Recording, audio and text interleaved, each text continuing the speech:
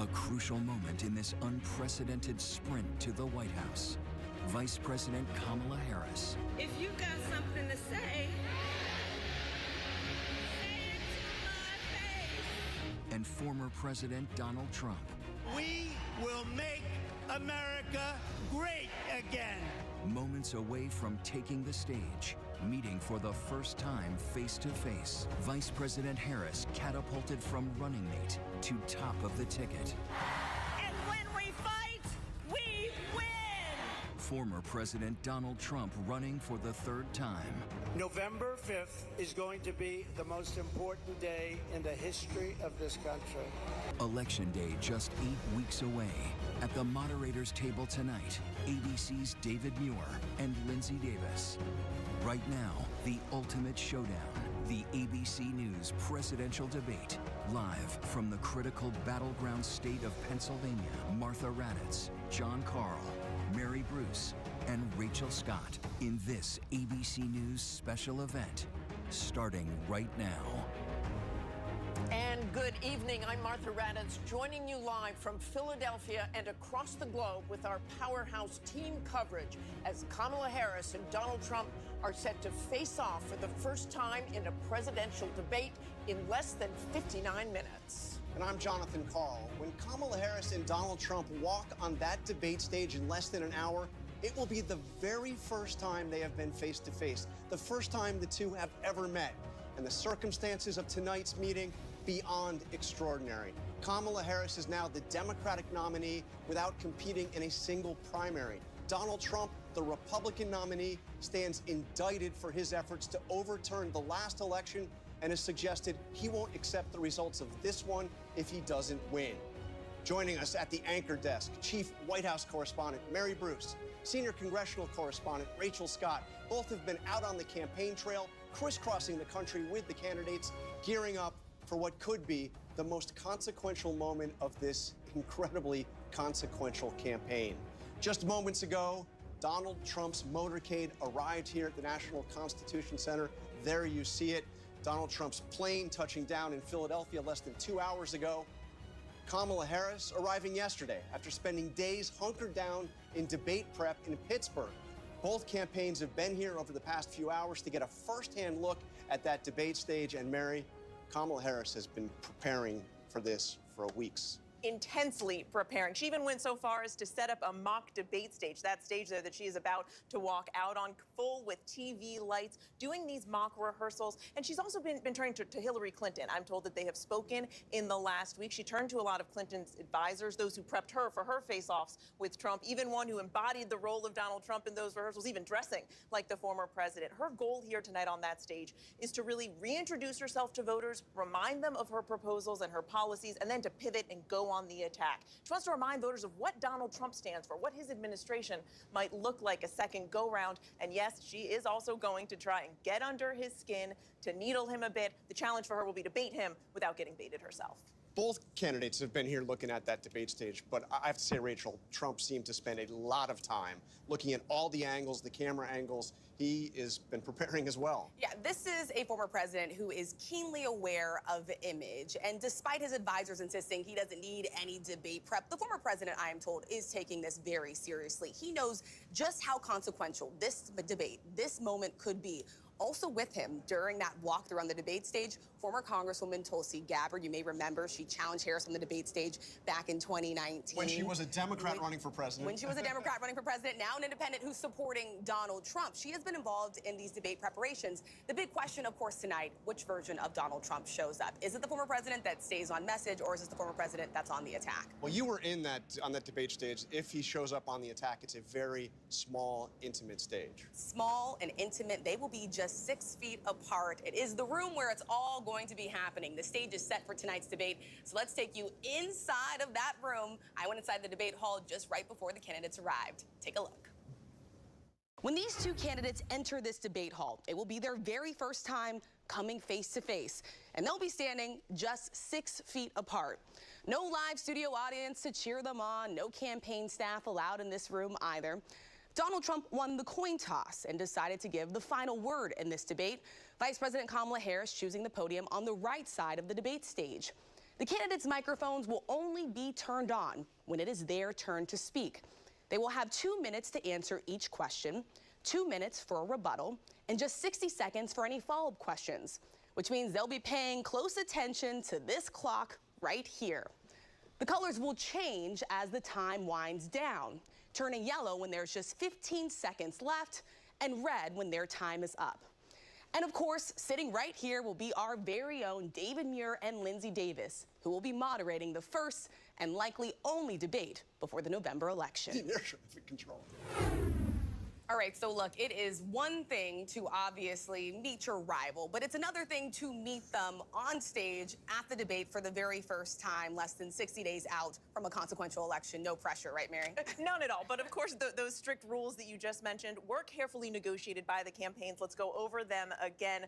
No opening statements, only closing remarks. Each candidate's microphone will only be turned on when it is their turn to speak. Otherwise, they will be muted. Former President Donald Trump won that coin toss and chose to deliver the last closing statement. Of course, not unusual for them to want to coordinate all of these details. Yeah, and Martha... It's the details, indeed. The details, and you've been at events. You've moderated general election debates. You, in fact, moderated that last amazing debate between Donald Trump and Hillary Clinton. The microphones were not muted, I can tell you that right now. You know, I always tell people the first debate I did in 2012, Joe Biden, Paul Ryan, I said it was like studying for college exams and then taking them in front of 70 million people. The debate with Hillary Clinton and Donald Trump was like studying for college exams and then taking it in front of a firing squad. He would attack the moderator. You know, he would say I was unfair. He would say you're giving her more time. You really had to concentrate on keeping them both on message as much as possible. But Donald Trump has changed the debate stage forever. He's changed the way these debates are done. He had that one debate in 2020 where he was really off the rails. I think he learned his lesson from that one, but you absolutely never know what Donald Trump is going to say. And our moderators are so prepared for tonight that there are always, always surprises. And let's remember, he is no ordinary candidate. This is absolutely no ordinary election. And we mentioned he is under indictment for trying to overturn the last election. He has suggested he would not accept the results if he won here. We're here at the National Constitution Center. I'm sure we will be talking about the issues, but for the first time, you have a president who is talking about retribution against his enemies if he gets back in office. He has actually suggested military tribunals for his enemies. Should he get back in power. This is a very different kind of election. It is a very different kind of election. And just what you said, John, that military tribunals, I mean, there are military officers out there who served under Trump before who are worried they're going to get pulled back and court-martialed.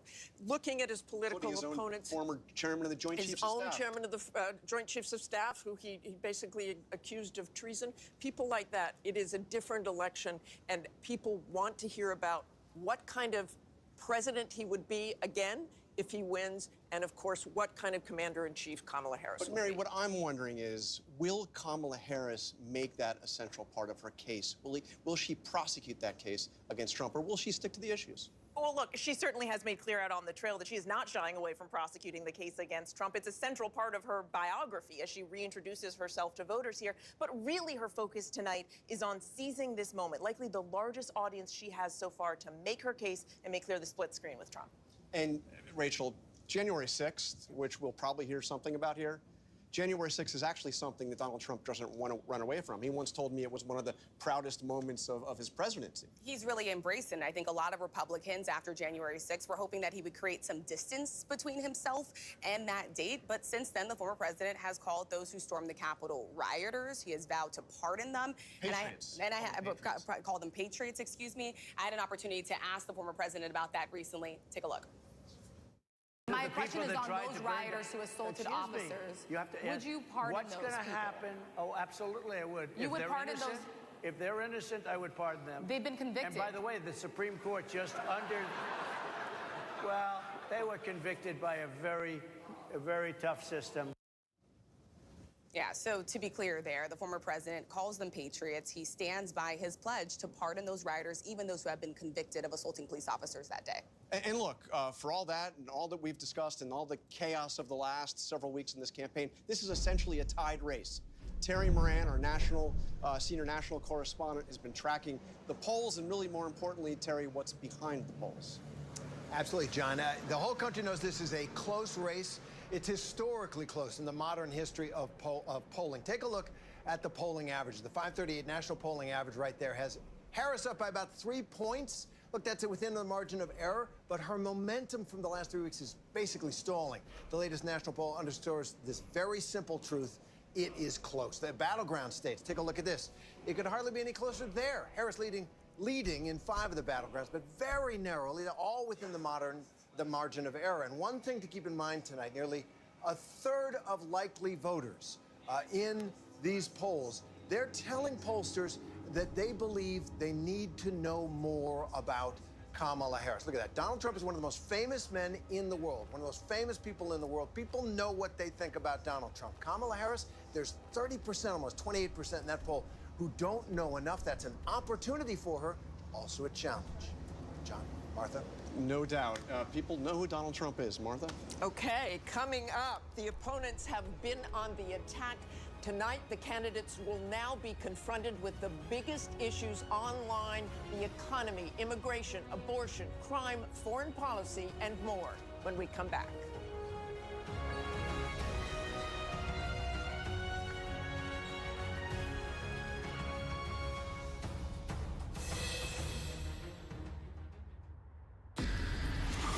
It was a regular day for 19-year-old Melissa Witt.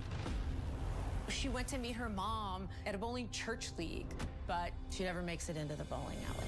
My gut knew this was not a young girl who just ran away. National Constitution Center in Philadelphia ahead of the first presidential debate. Both nominees will define themselves tonight and lay out to voters where they stand on major issues that affect us all. Number one among them, the economy. So let's bring in our chief economics correspondent, Rebecca Jarvis from New York, with where things stand after inflation reached a 40-year high in 2022. Rebecca? Well, Martha, Trump's key advantage coming into tonight's debate is the economy. According to the latest numbers from Pew, 55% of voters say they are very or somewhat confident in Trump to make good decisions about economic policy, compared with 45% who say that about Harris. Harris has to walk a fine line tonight between owning the Biden economy while also differentiating her path forward. Inflation, as you just mentioned, Martha, it's come way down from that peak 9% to under 3% now. Wages are going up faster than prices today. Unemployment is 4.2%. That is historically very low. It is starting to tick higher, but it's still been incredibly low throughout this presidency for the most part. But people still feel sticker shock, and that is because prices are up substantially from 3 years ago. The typical family is now paying about $1,100 more a month today on the same goods and services as they were in January of 2021. Inflation is not just a problem here in the U.S. It is a worldwide issue since the pandemic. But Americans are looking to our next president to make the American dream achievable and the cost of living affordable, and that is what they want to hear tonight from the nominees. Who has that plan, Martha? Thanks so much, Rebecca. It's something I hear from voters all over the country. That's what they want to talk about. That's what they want to hear. Kamala Harris knows that she is vulnerable on this. Yeah, and she knows that this is top of mind for so many of those voters, and that she is walking this fine line, as Rebecca described. She's proud of her record with Joe Biden, the Bidenomics record, but she knows she has to build on that and make clear to voters what she would do differently, how she would make a difference in their actual wallets. It's one of the few policy areas that she's gone into the most detail of so far. She knows that she has to continue to make that argument. And Rachel, Donald Trump has just seized on this issue again and again, over and over. Again and again, and for good reason, because you just heard from Rebecca there. This is the single most important issue to voters, and he does have an edge on Vice President Kamala Harris in poll after poll. It's a big reason why his advisors want him to focus on the issues tonight, not the attacks. And the other issue where he has the huge advantage is the border security, immigration. So let's bring in Maria Villarreal down at the border in El Paso, Texas. Maria. Well, you know, John, as of right now, we have seen the encounter numbers declining since June. That is when we saw President Biden come in with that executive order, basically shutting down the border between the ports of entry. A lot of agents, a lot of law enforcement that I've been speaking with along the border, they say as of right now, things are quiet and manageable. And then you add to that the tighter asylum restrictions and then the summer heat, and things are considerably different than what we saw in places like El Paso, where we're standing right now, in comparison to what we saw last year, right? The thing about immigration is it is an unknown for most of America, and that generates a lot of fear in people, which is why this has become a very hot topic. When we saw Trump on the border in Arizona a few weeks ago, he laid out part of his plan talking about tighter restrictions and penalties as part of what he wants to do if he's elected. On the other side of it, we haven't heard much from Harris when it comes to her immigration plan, other than she would try and resurrect that border security bill that was torpedoed right now. Listen, we have talked to voters. They want facts, they want policy, they want strategy. John?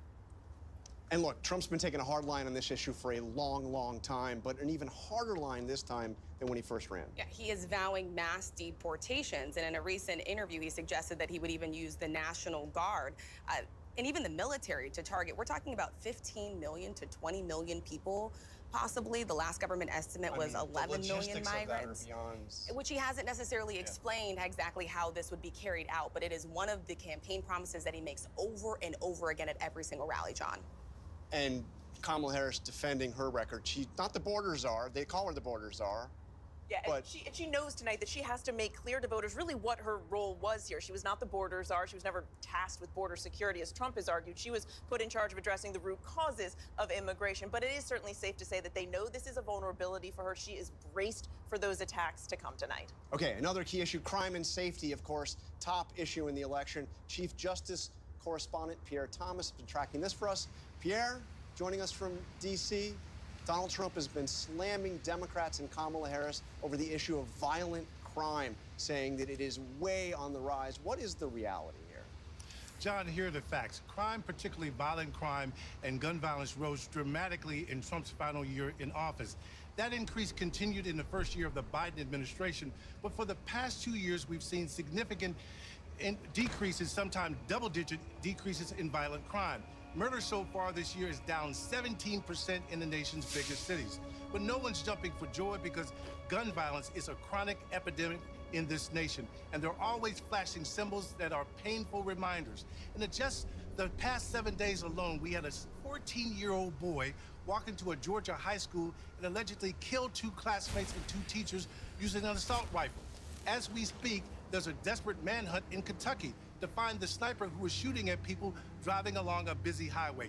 These are all impacts on the way people actually feel, John. Yeah, whatever the global stats are, people are concerned about crime. Martha?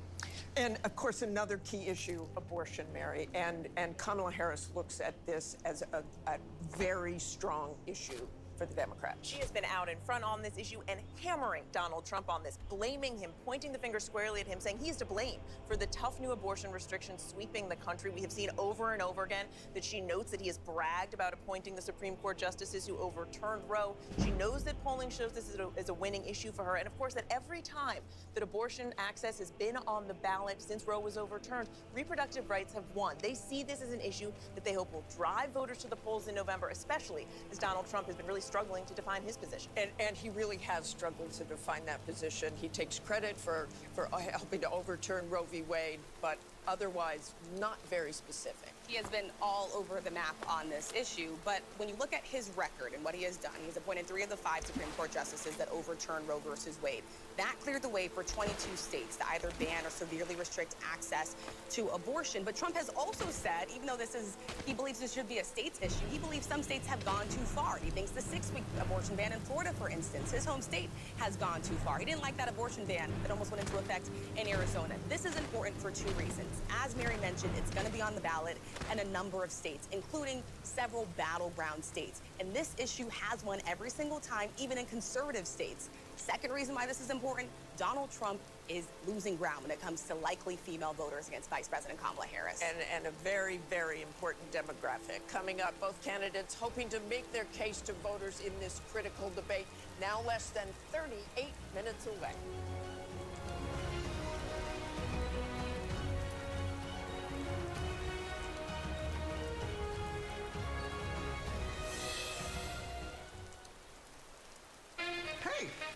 Maria Elena Salinas, we so appreciate your time and your insights. Thank you so much for joining us. John? All right, we are less than 30 minutes away from the debate, and more than 1,000 journalists will be there too. They are here covering the big night. The Latino vote will be influential this November. Latinos are now the second largest voting bloc in the country, with more than 36 million who will be able to vote in 2024. So let's bring in Maria Elena Salinas, who is in Miami for us.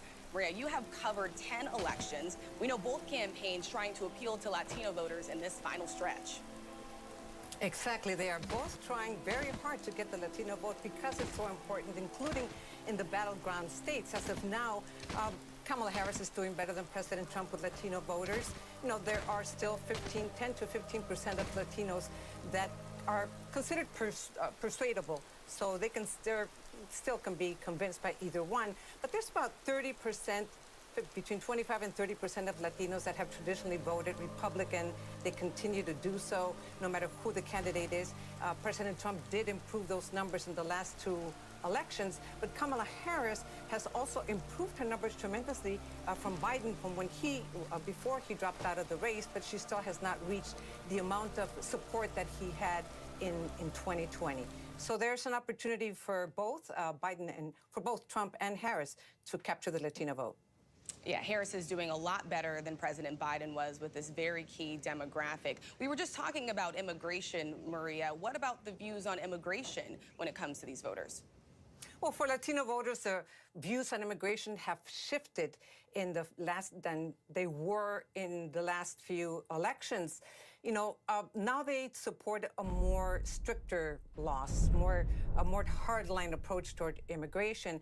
And that is because usually the Democrats promised immigration reform, and Latinos were attracted to that promise, but that promise never materialized. Now they feel that the recent arrivals hurts not only their image, but they feel that it is unfair that they are getting paroled. Many of them are getting work permits, while there are still millions of undocumented people here living in this country that are either married to U.S. citizens or have children that are U.S. born, that have been waiting for decades, also the dreamers. And that's the one thing that I think that they need to take into consideration. One thing that might hurt President Trump is the mass deportations. Latinos are not in favor of mass deportations. Rachel? Maria Elena Salinas, we so appreciate your time and your insights. Thank you so much for joining us. John?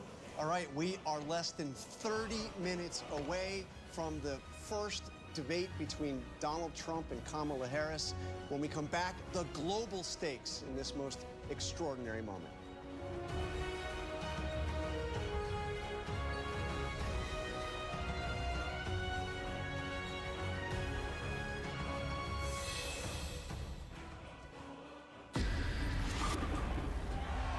It was a regular day for 19-year-old Melissa Witt. She went to meet her mom at a bowling church league, but she never makes it into the bowling alley. Something terrible had happened to her. The Biden administration has been doing the past several months. Is back. Listen wherever you get. Months covering the drop.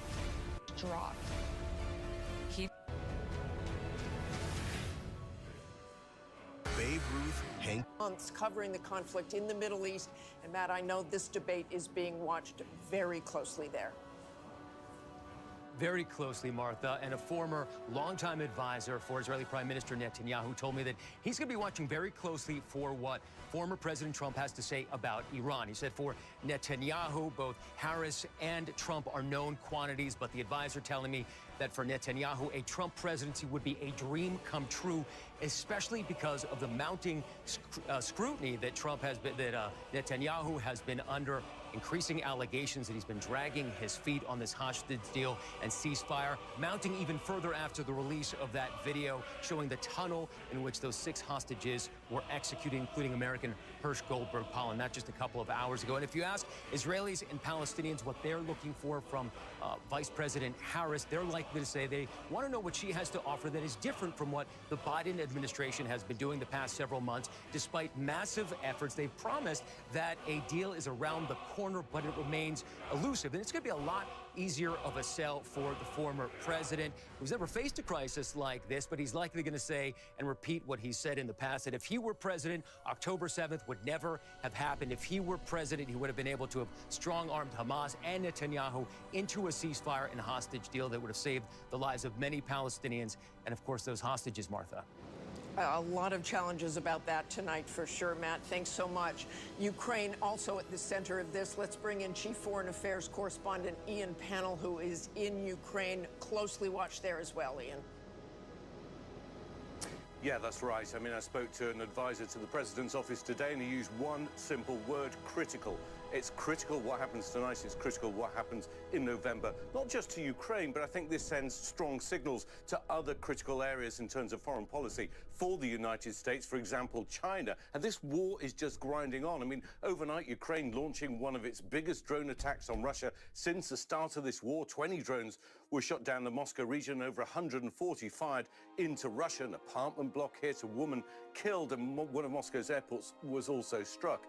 What we've seen is Ukraine repeatedly trying to target Russia in an attempt to try and bring the war home to the Kremlin and to the Russian people. And this is partly because they've been given restrictions on the weapons that have been supplied by the United States and others. And what Ukraine is hoping is that those restrictions are going to be lifted. US Secretary of State Antony Blinken is going to come here to Kyiv this week. Speaking in London, he confirmed that Iran has now transferred ballistic missiles to Russia. He's expecting that those are going to be used in the coming weeks. He describes this also as a critical moment for Ukraine. So all eyes are going to be on tonight's presidential debate. Even apparently President Zelensky expected to tune in. And the outcome, I think, of this presidential debate is going to be critical to the outcome of Ukraine's defense against Russia's invasion. Martha? Okay, thanks so much, Ian. And Ian and I have both spent a great deal of time in Afghanistan, John, as you know, and that will be a key issue tonight. Former President Trump has been slamming the Biden-Harris administration for that disastrous withdrawal, the way it was done in Afghanistan. Hey, look, let's say it bluntly. It was a dark moment for the Biden campaign, for the Biden presidency. It might be the darkest moment of his presidency. In fact, the Republicans have now given the Congressional Medal of Honor, not the Medal of Honor. They announced Congressional Medal of Freedom. Yes. You know, to the 13 service members who died at Abbey Gate in Afghanistan. And one thing, if you look at that moment, so that withdrawal from Afghanistan happened in August of 2021. The other thing that happened in August of 2021 was that Joe Biden became an unpopular president. His popularity, his favorability ratings went below 50%. They never came back. But Joe Biden was also at the time saying this would not be like Saigon. We also saw those images of that. It's hard to play that down.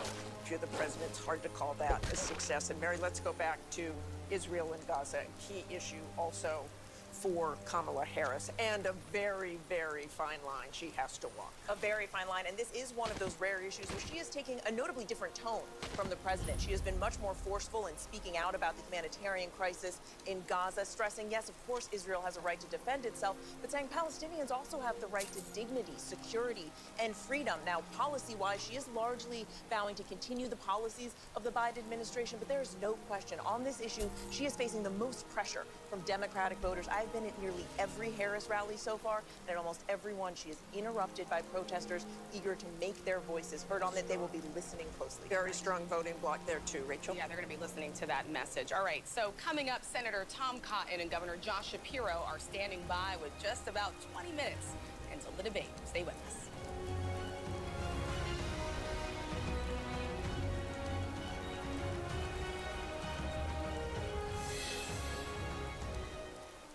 Why do so many people start their day here? From ABC News, this is Start Here. To be in the know and get a different take on the day's top stories. A lot of news today, so let's get into it. Listen now to the Daily News Podcast honored with 4 Edward R. Murrow Awards and see why the New York Times calls it a news podcast worth listening to. Start Here, ABC News. Make it your daily first listen. Now, that's a part of the story I bet you didn't see coming.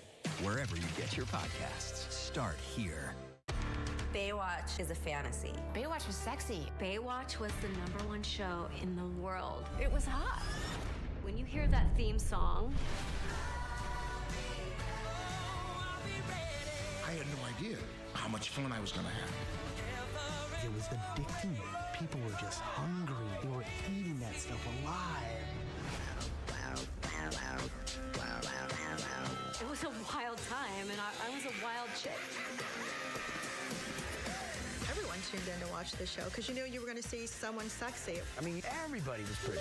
Not just white women can look hot and sexy. Anyone can do it. Jason Momoa exploded off of Baywatch. Carmen was a bombshell who had something to say. Pamela Anderson was an icon. Pamela was the sweet girl from Canada who came to get the American dream.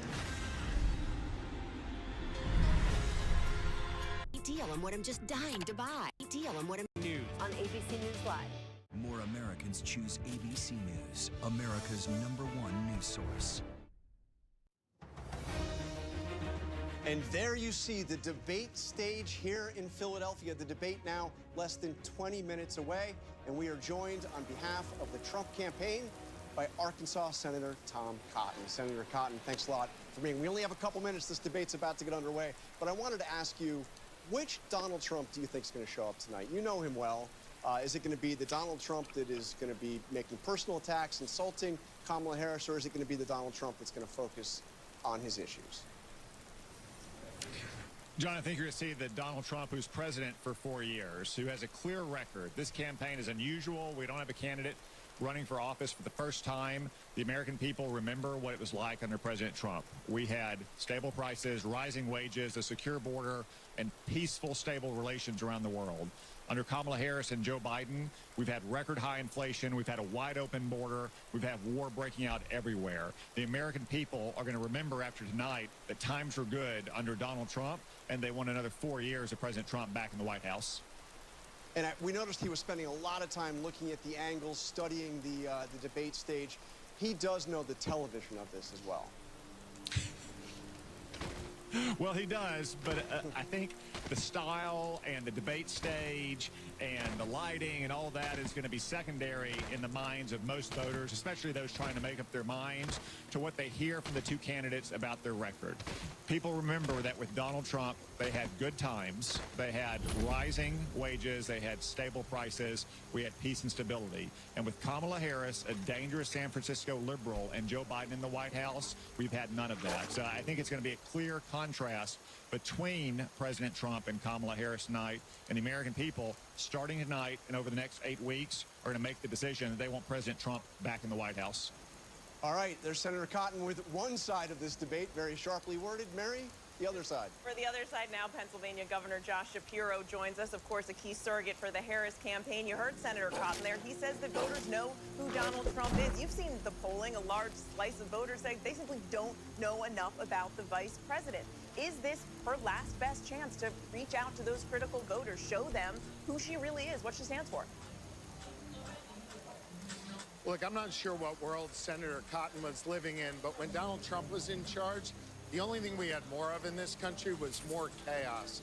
And I think under Kamala Harris, you're going to see someone who's compassionate, who cares deeply about the welfare of all Americans, no matter what they look like, where they come from, who they love, who they pray to. An economic message that lifts people up instead of shutting out the middle class. I expect you'll see Kamala Harris speak not only about her strong track record, but her strong vision for the nation and prosecute the case effectively against Donald Trump tonight. You mentioned the case against Trump. What about Joe Biden? You know, how does she go about building off of their record, but making clear to voters who are concerned that she won't just be Biden 2.0? Well, serving as Joe Biden's vice president made her fit and ready to serve on day one. I think it's important that we examine Kamala Harris's positions, her vision, the things she wants to do for this nation. Elections are about the future, and Kamala Harris's vision for the future is a stark contrast to the dangerous vision of the future that Donald Trump has, one of less freedom and more chaos under Donald Trump. We will see how it unfolds on the debate stage. Governor Shapiro, thank you so much. All right, so we've talked to surrogates from both campaigns. Coming up, we are going to talk to somebody who has both debated Donald Trump and helped him prepare for big debates. With tonight's showdown less than 14 minutes away.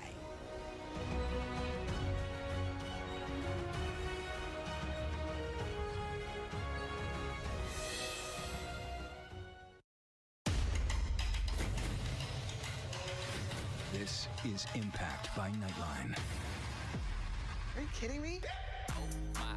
My sense was that everybody around him was afraid of him. Brittany describes having a secret abortion that not even her family knew about. What's going on with Kate? What is the relationship like between Harry and William today? What did people start to say? You look great. Are you on Ozempic? I told the kids, I said, I'm not even gonna let you eat breakfast until you get your chores done. She talks about tough love and harsh punishment. No, it's abuse. I think Scott Peterson murdered his wife and his child. Prove me wrong. Do you feel the church accepted abuse? Yep, that's him. Yep. Ready? Does your church protect sexual predators? How do you top the most watched season yet? Fabulous. It's a bit erotic, a bit exotic. You have no idea. Impact by Nightline. The all-new season premieres this September, only on Hulu. Whenever, wherever news breaks, it's so important to always remember that lives are changed. Here in London, in Buffalo, Uvalde, Texas, Edinburgh, Scotland. Reporting from Rolling Fork, Mississippi. Ukrainian refugees here in Warsaw. We're heading to a small community outside of Mexico City. Getting you behind the stories as they happen. ABC News Live Prime. We'll take you there. Stream ABC News Live weeknights wherever you stream your news. Only on ABC News Live. First thing in the morning. There's a lot going on. We're still in a flash flood warning. To catch you up with what happened overnight. Clashing over national security. What's happening today? Tensions in the Middle East. What people are talking about. The worries on Wall Street. Fast, straightforward. With some fun in between. Catching up on sleep during the weekend could be good for your heart. Non-alcoholic bars are popping up in a growing number of cities. That's the spirit. America This Morning. America's #1 early morning news. On ABC News Live. If you were coming of age in the 1980s, the Brat Pack was near the center of your cultural awareness. But for those of us experiencing it from the inside, the Brat Pack was something very different. The critics agree. Hated the Brat Pack. What a disaster. Why did we take it? Keeping an eye on everything. We are going to be fact-checking on our live blog.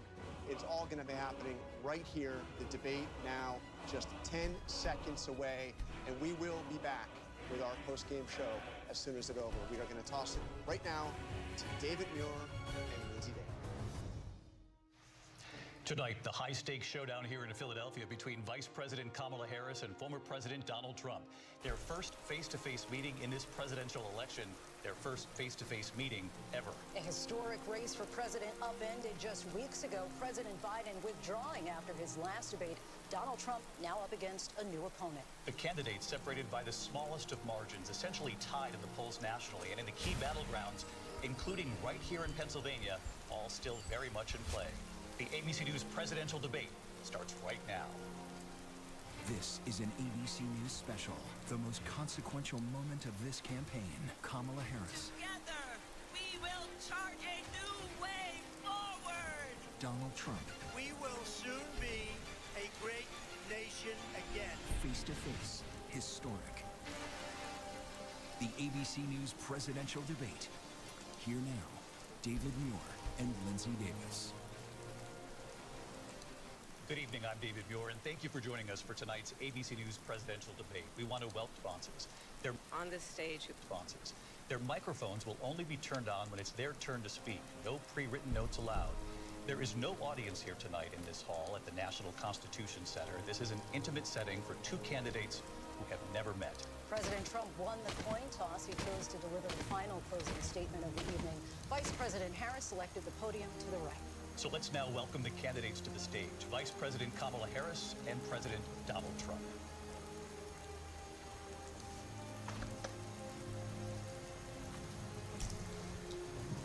Kamala Harris. What's up, good debate? Thank you. Welcome to you both. It's wonderful to have you. It's an honor to have you both here tonight. Good evening. We are looking forward to a spirited and thoughtful debate. So let's get started.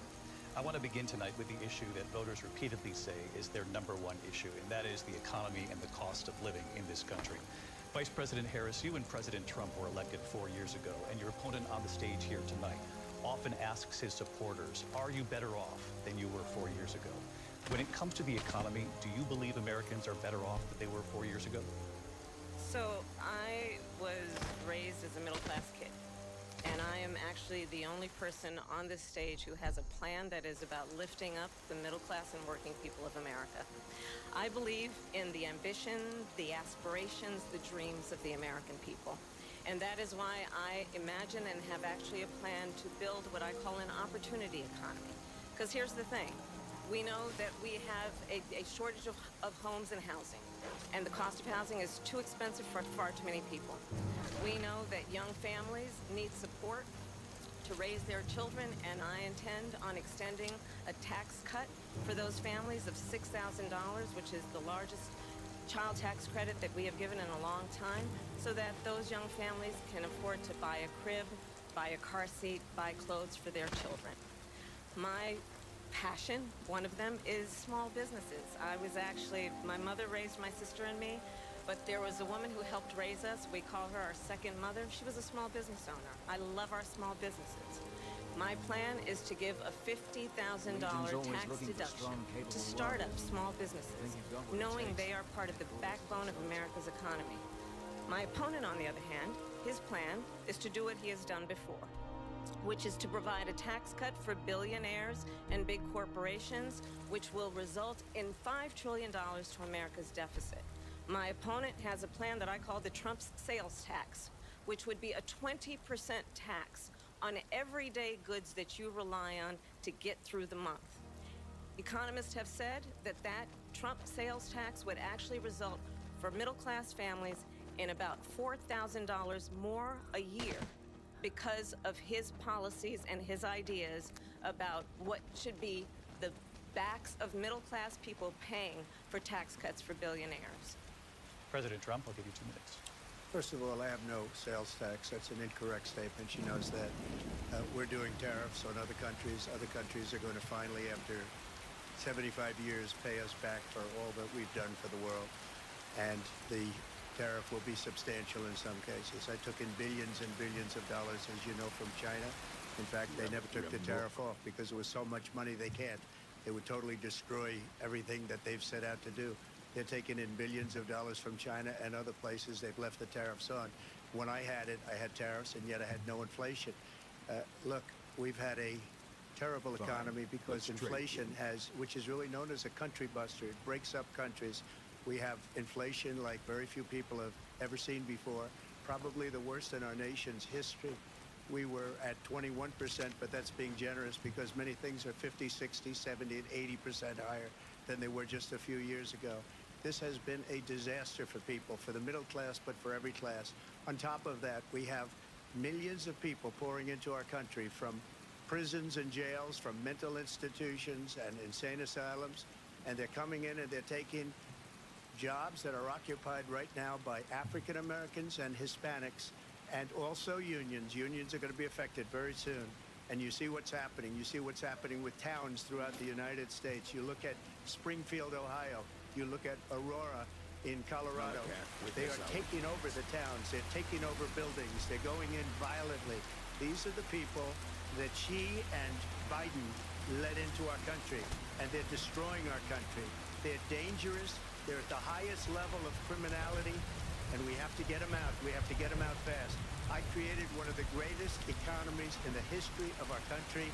I'll do it again and even better. We are going to get to immigration and border security during this debate, but I would like to let Vice President Harris respond on the economy. Well, I would love to. Let's talk about what Donald Trump left us. Donald Trump left us the worst unemployment since the Great Depression. Donald Trump left us the worst public health epidemic in a century. Donald Trump left us the worst attack on our democracy since the Civil War. And what we have done is clean up Donald Trump's mess.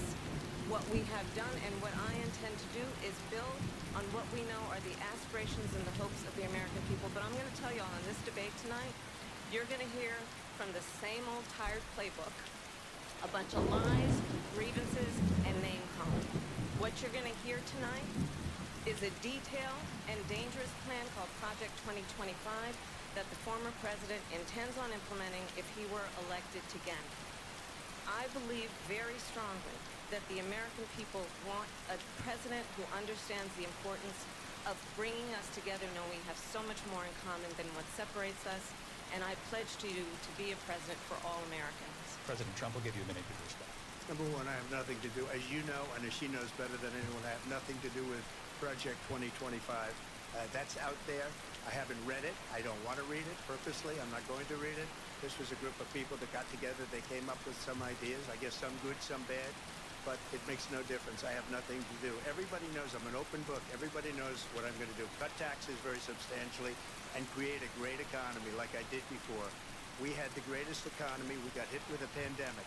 And the pandemic was not since 1917, where 100 million people died, has there been anything like it. We did a phenomenal job with the pandemic.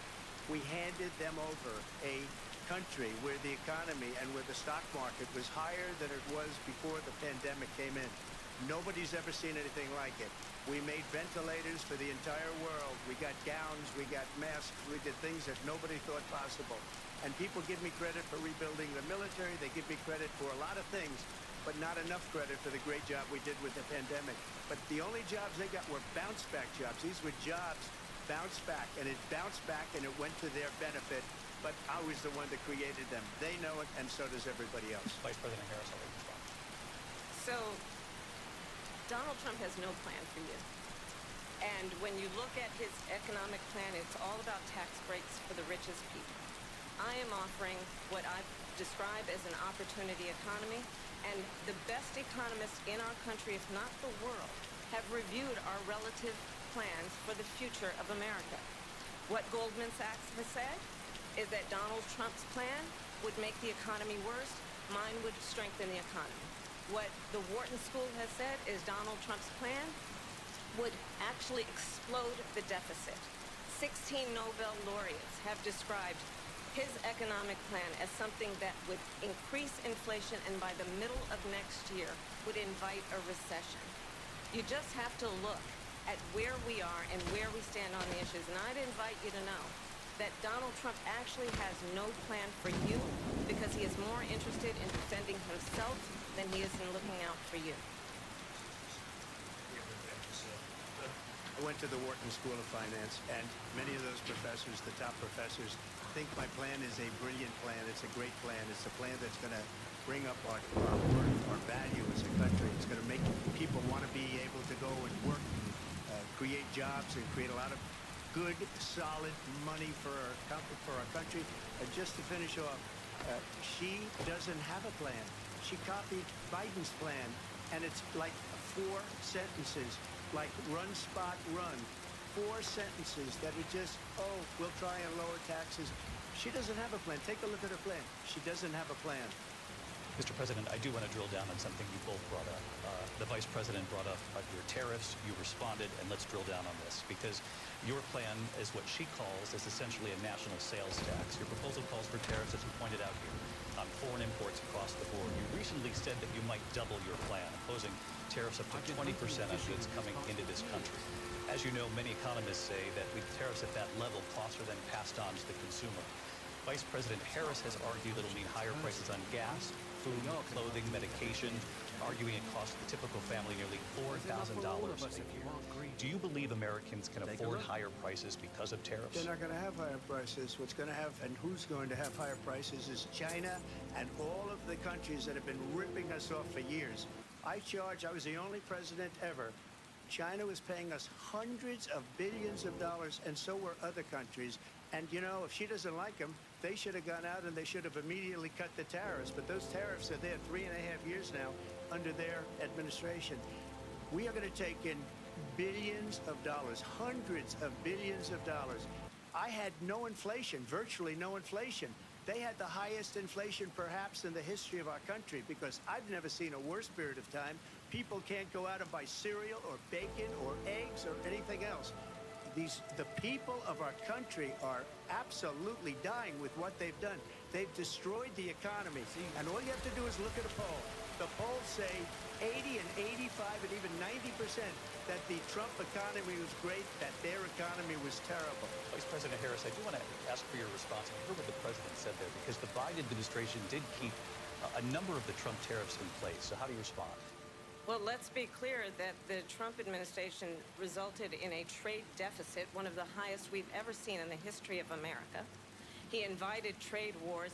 You want to talk about his deal with China? What he ended up doing is, under Donald Trump's presidency, he ended up selling American chips to China to help them improve and modernize their military, basically sold us out, when a policy about China should be in making sure the United States of America wins the competition for the 21st century, which means focusing on the details of what that requires, focusing on relationships with our allies, focusing on investing in American-based technology so that we win the race on AI, on quantum computing, focusing on what we need to do to support America's workforce so that we don't end up having on the short end of the stick in terms of workers' rights. But what Donald Trump did, let's talk about this, with COVID, is he actually thanked President Xi for what he did during COVID. Look at his tweet. Thank you, President Xi, exclamation point, when we know that Xi was responsible for lacking and not giving us transparency about the origins of COVID. President Trump, I'll let you respond. First of all, they bought their chips from Taiwan. We hardly make chips anymore because of philosophies like they have and policies like they have. I don't say her because she has no policy. Everything that she believed 3 years ago and 4 years ago is out the window. She's going to my philosophy now. In fact, I was going to send her a MAGA hat. She's gone to my philosophy. But if she ever got elected, she'd change it. And it will be the end of our country. She's a Marxist. Everybody knows she's a Marxist. Her father's a Marxist professor in economics, and he taught her well. But when you look at what she's done to our country, and when you look at these millions and millions of people that are pouring into our country monthly, where it's, I believe, 21 million people, not the 15 that people say, and I think it's a lot higher than the 21. That's bigger than New York State pouring in. And just look at what they're doing to our country. They're criminals. Many of these people coming in are criminals. And that's bad for our economy, too. You know, you mentioned before, we'll talk about immigration later. Well, bad immigration is the worst thing that can happen to our economy. They have, and she has, destroyed our country with policy that's insane. Almost policy that you'd say they have to hate our country. President Trump, thank you. I want to turn to the issue of abortion. President Trump, you often touted that you were able to kill Roe v. Wade. Last year, you said that you were proud to be the most pro-life president in American history. Then last month, you said that your administration would be great for women and their reproductive rights. In your home state of Florida, you surprised many with regard to your 6-week abortion ban because you initially had said that it was too short. And you said, quote, I'm going to be voting that we need more than 6 weeks. But then the very next day, you reversed course and said you would vote to support the 6-week ban. Vice President Harris says that women shouldn't trust you on the issue of abortion because you've changed your position so many times. Therefore, why should they trust you? Well, the reason I'm doing that vote is because the plan is, as you know, the vote is, they have abortion in the 9th month. They even have, and you can look at the governor of West Virginia, the previous governor of West Virginia, not the current governor, is doing an excellent job, but the governor before, he said the baby will be born and we will decide what to do with the baby. In other words, we'll execute the baby. And that's why I did that, because that predominates, because they're radical. The Democrats are radical in that. And her vice presidential pick, which I think was a horrible pick, by the way, for our country, because he is really out of it. But her vice presidential pick says abortion in the 9th month is absolutely fine. He also says execution after birth. It's an execution, no longer abortion, because the baby is born, is okay. And that's not okay with me, hence the vote. But what I did is something for 52 years they've been trying to get Roe v. Wade into the states. And through the genius and heart and strength of 6 Supreme Court justices, we were able to do that. Now, I believe in the exceptions for rape, incest, and life of the mother. I believe strongly in it. Ronald Reagan did also. 85% of Republicans do. Exceptions. Very important. But we were able to get it, and now states are voting on it.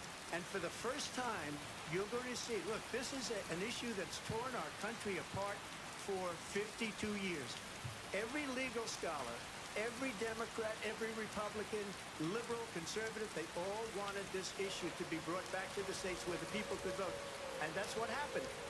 Now, Ohio, the vote was somewhat liberal. Kansas, the vote was somewhat liberal, much more liberal than people would have thought. But each individual state is voting. It's the vote of the people now. It's not tied up in the federal government. I did a great service in doing it. It took courage to do it. And the Supreme Court had great courage in doing it. And I give tremendous credit to those 6 justices. There is no state in this country where it is legal to kill a baby after it's born. Madam Vice President, I want to get your response to President Trump. Well, as I said, you're going to hear a bunch of lies, and that's not actually a surprising fact. Let's understand how we got here. Donald Trump hand-selected 3 members of the United States Supreme Court with the intention that they would undo the protections of Roe v. Wade. And they did exactly as he intended. And now in over 20 states, there are Trump abortion bans, which make it criminal for a doctor or nurse to provide health care. In one state, it provides prison for life. Trump abortion bans that make no exception even for rape and incest, which understand what that means. A survivor of a crime of violation to their body does not have the right to make a decision about what happens to their body next. That is immoral. And one does not have to abandon their faith or deeply held beliefs to agree. The government, and Donald Trump certainly, should not be telling a woman what to do with her body. I have talked with women around our country. You want to talk about this is what people wanted? Pregnant women who want to carry a pregnancy to term, suffering from a miscarriage, being denied care in an emergency room because the healthcare providers are afraid they might go to jail, and she's bleeding out in a car in the parking lot. She didn't want that. Her husband didn't want that. A 12 or 13-year-old survivor of incest being forced to carry a pregnancy to term. They don't want that. And I pledge to you, when Congress passes a bill to put back in place the protections of Roe v. Wade, as President of the United States, I will proudly sign it into law. But understand, if Donald Trump were to be reelected, he will sign a national abortion ban. Understand, in his Project 2025, there would be a national abortion, a monitor that would be monitoring your pregnancies, your miscarriages. I think the American people believe that certain freedoms, in particular the freedom to make decisions about one's own body, should not be made by the government. Thank you, Vice President Harris. Well, there she goes again. It's a lie. I'm not signing a ban, and there's no reason to sign a ban, because we've gotten what everybody wanted. Democrats, Republicans, and everybody else, and every legal scholar wanted it to be brought back into the states, and the states are voting. And it may take a little time, but for 52 years, this issue has torn our country apart, and they've wanted it back in the states. And I did something that nobody thought was possible. The states are now voting. What she says is an absolute lie. And as far as the abortion ban, no, I'm not in favor of abortion ban, but it doesn't matter, because this issue has now been taken over by the states. Would you veto a national abortion ban if it came to your desk? Well, I won't have to, because again, two things. Number one, she said she'll go back to Congress. She'll never get the vote. It's impossible for her to get the vote, especially now with the 50-50, and essentially 50-50 in both Senate and the House. She's not going to get the vote. She can't get the vote. She won't even come close to it. So it's just talk. You know what it reminds me of? When they said they're going to get student loans terminated, and it ended up being a total catastrophe. The student loans, and then her, I think probably her boss, if you call him a boss, he spends all his time on the beach. But look, her boss went out and said, we'll do it again. We'll do it a different way. And he went out, got rejected again by the Supreme Court. So all these students got taunted with this whole thing about this whole idea. And how unfair that would have been, part of the reason they lost, to the millions and millions of people that had to pay off their student loans. They didn't get it for free. But they were saying it's the same way that they talked about that they talk about abortion. But if I could just get a yes or no, because your running mate, J.D. Vance, has said that you would veto it if it did come to your desk. Well, I didn't discuss it with J.D. in all fairness. J.D., and I don't mind if he has a certain view, but I think he was speaking for me, but I really didn't. Look, we don't have to discuss it because she'd never be able to get it, just like she couldn't get student loans. They couldn't get student loans. They didn't even come close to getting student loans. They taunted young people and a lot of other people that had loans. They can never get this approved. So it doesn't matter what she says about going to Congress. Well, wonderful. Let's go to Congress. Do it. But the fact is that for years they wanted to get it out of Congress and out of the federal government, and we did something that everybody said couldn't be done. And now you have a vote of the people on abortion. Vice President Harris, I want to give you your time to respond, but I do want to ask, would you support any restrictions on a woman's right to an abortion? I absolutely support reinstating the protections of Roe v. Wade, and as you rightly mentioned, nowhere in America is a woman carrying a pregnancy to term and asking for an abortion. That is not happening. It's insulting to the women of America. And understand what has been happening under Donald Trump's abortion bans. Couples who pray and dream of having a family are being denied IVF treatments. What is happening in our country?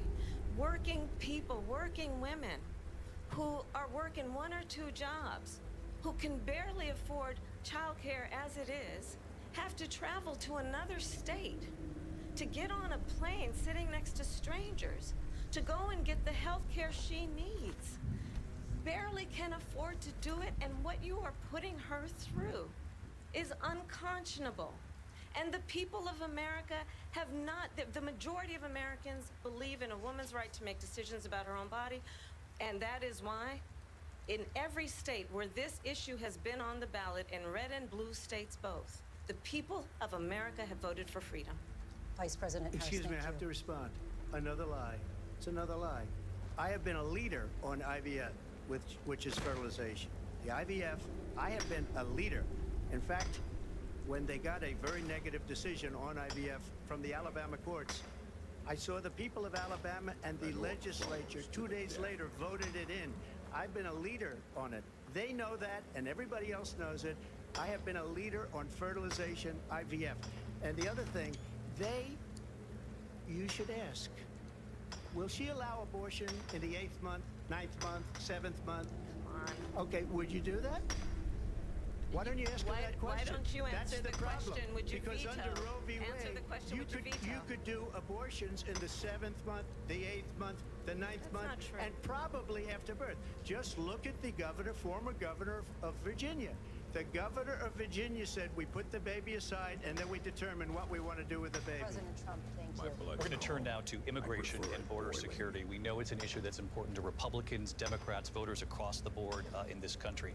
Vice President Harris, you were tasked by President Biden with getting to the root causes of migration from Central America. We know that illegal border crossings reached a record high in the Biden administration. This past June, President Biden imposed tough new asylum restrictions. We know the numbers since then have dropped significantly.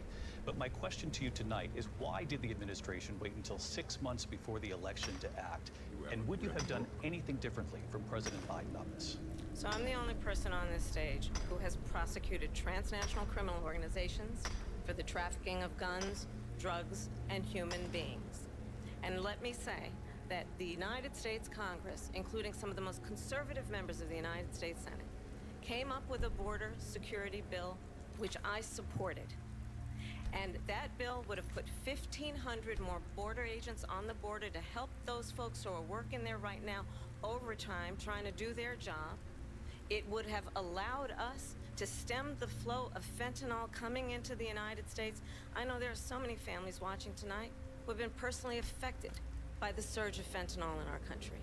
That bill would have put more resources to allow us to prosecute transnational criminal organizations for trafficking in guns, drugs, and human beings. But you know what happened to that bill? Donald Trump got on the phone, called up some folks in Congress, and said, kill the bill. And you know why? Because he'd prefer to run on a problem instead of fixing a problem. And understand, this comes at a time where the people of our country actually need a leader who engages in solutions, who actually addresses the problems at hand. But what we have in the former president is someone who would prefer to run on a problem instead of fixing a problem. And I'll tell you something, he's going to talk about immigration a lot tonight, even when it's not the subject that is being raised. And I'm going to actually do something really unusual, and I'm going to invite you to attend one of Donald Trump's rallies, because it's a really interesting thing to watch. You will see during the course of his rallies, he talks about fictional characters like Hannibal Lecter. He will talk about windmills cause cancer. And what you will also notice is that people start leaving his rallies early out of exhaustion and boredom. And I will tell you, the one thing you will not hear him talk about is you. You will not hear him talk about your needs, your dreams, and your desires. And I'll tell you, I believe you deserve a president who actually puts you first, and I pledge to you that I will. Vice President Harris, thank you. President Trump, on that point, I want to get your response. Well, I would like to respond. Let me just ask, though, why did you try to kill that bill, and successfully so? That would have put thousands of additional agents and officers on the board. First, let me respond as to the Please. rallies. She said people start leaving. People don't go to her rallies. There's no reason to go. And the people that do go, she's bussing them in and paying them to be there, and then showing them in a different light. So she can't talk about that. People don't leave my rallies. We have the biggest rallies, the most incredible rallies in the history of politics. That's because people want to take their country back. Our country is being lost. We're a failing nation. And it happened 3.5 years ago. And what's going on here, you're going to end up in World War III, just to go into another subject. What they have done to our country by allowing these millions and millions of people to come into our country, and look at what's happening to the towns all over the United States. And a lot of towns don't want to talk. It's not going to be Aurora or Springfield. A lot of towns don't want to talk about it because they're so embarrassed by it. In Springfield, they're eating the dogs, the people that came in. They're eating the cats. They're eating the pets of the people that live there. And this is what's happening in our country, and it's a shame. As far as rallies are concerned, as far as the reason they go is they like what I say. They want to bring our country back. They want to make America great again. It's a very simple phrase, make America great again. She's destroying this country, and if she becomes president, this country doesn't have a chance of success. Not only success, we'll end up being Venezuela on steroids. I just want to clarify here. You bring up Springfield, Ohio, and ABC News did reach out to the city manager there. He told us there have been no credible reports of specific claims of pets being harmed, injured, or abused by individuals within the immigrant community. Well, I've seen people on television. Let me just say here, this is the people on television say my dog was taken and used for food. So maybe he said that, and maybe that's a good thing to say for a city manager. I'm not taking this from but television. The people I'm on taking it from television the city say manager. their dog was eaten by the people that went there. Again, the Springfield city manager says there's no evidence of that. Vice President Harris, out. I'll let you respond to the rest of what you've heard. You talk about extreme. This is, I think, one of the reasons why in this election I actually have the endorsement of 200 Republicans who have formerly worked with President Bush, Mitt Romney, and John McCain, including the endorsement of former Vice President Dick Cheney and Congress member Liz Cheney. And if you want to really know the inside track on who the former president is, if he didn't make it clear already, just ask people who have worked with him. His former chief of staff, a 4-star general, has said he has contempt for the Constitution of the United States. His former national security advisor has said he is dangerous and unfit. His former Secretary of Defense has said the nation, the Republic, would never survive another Trump term. And when we listen to this kind of rhetoric, when the issues that affect the American people are not being addressed, I think the choice is clear in this election. President Trump, I'll give you a quick minute to respond here. Thank you, because when I hear that, see, I'm a different kind of a person. I fired most of those people. Not so graciously. They did bad things or a bad job. I fired them. They never fired one person. They didn't fire anybody having to do with Afghanistan and the Taliban and the 13 people whose were just killed, viciously and violently killed. And I got to know the parents and the family. They didn't fire. They should have fired all those generals, all those top people, because that was one of the most incompetently handled situations anybody has ever seen. So when somebody does a bad job, I fire him. And you take a guy like Esper, he was no good, I fired him, so he writes a book. Another one writes a book, because with me they can write books, with nobody else can they.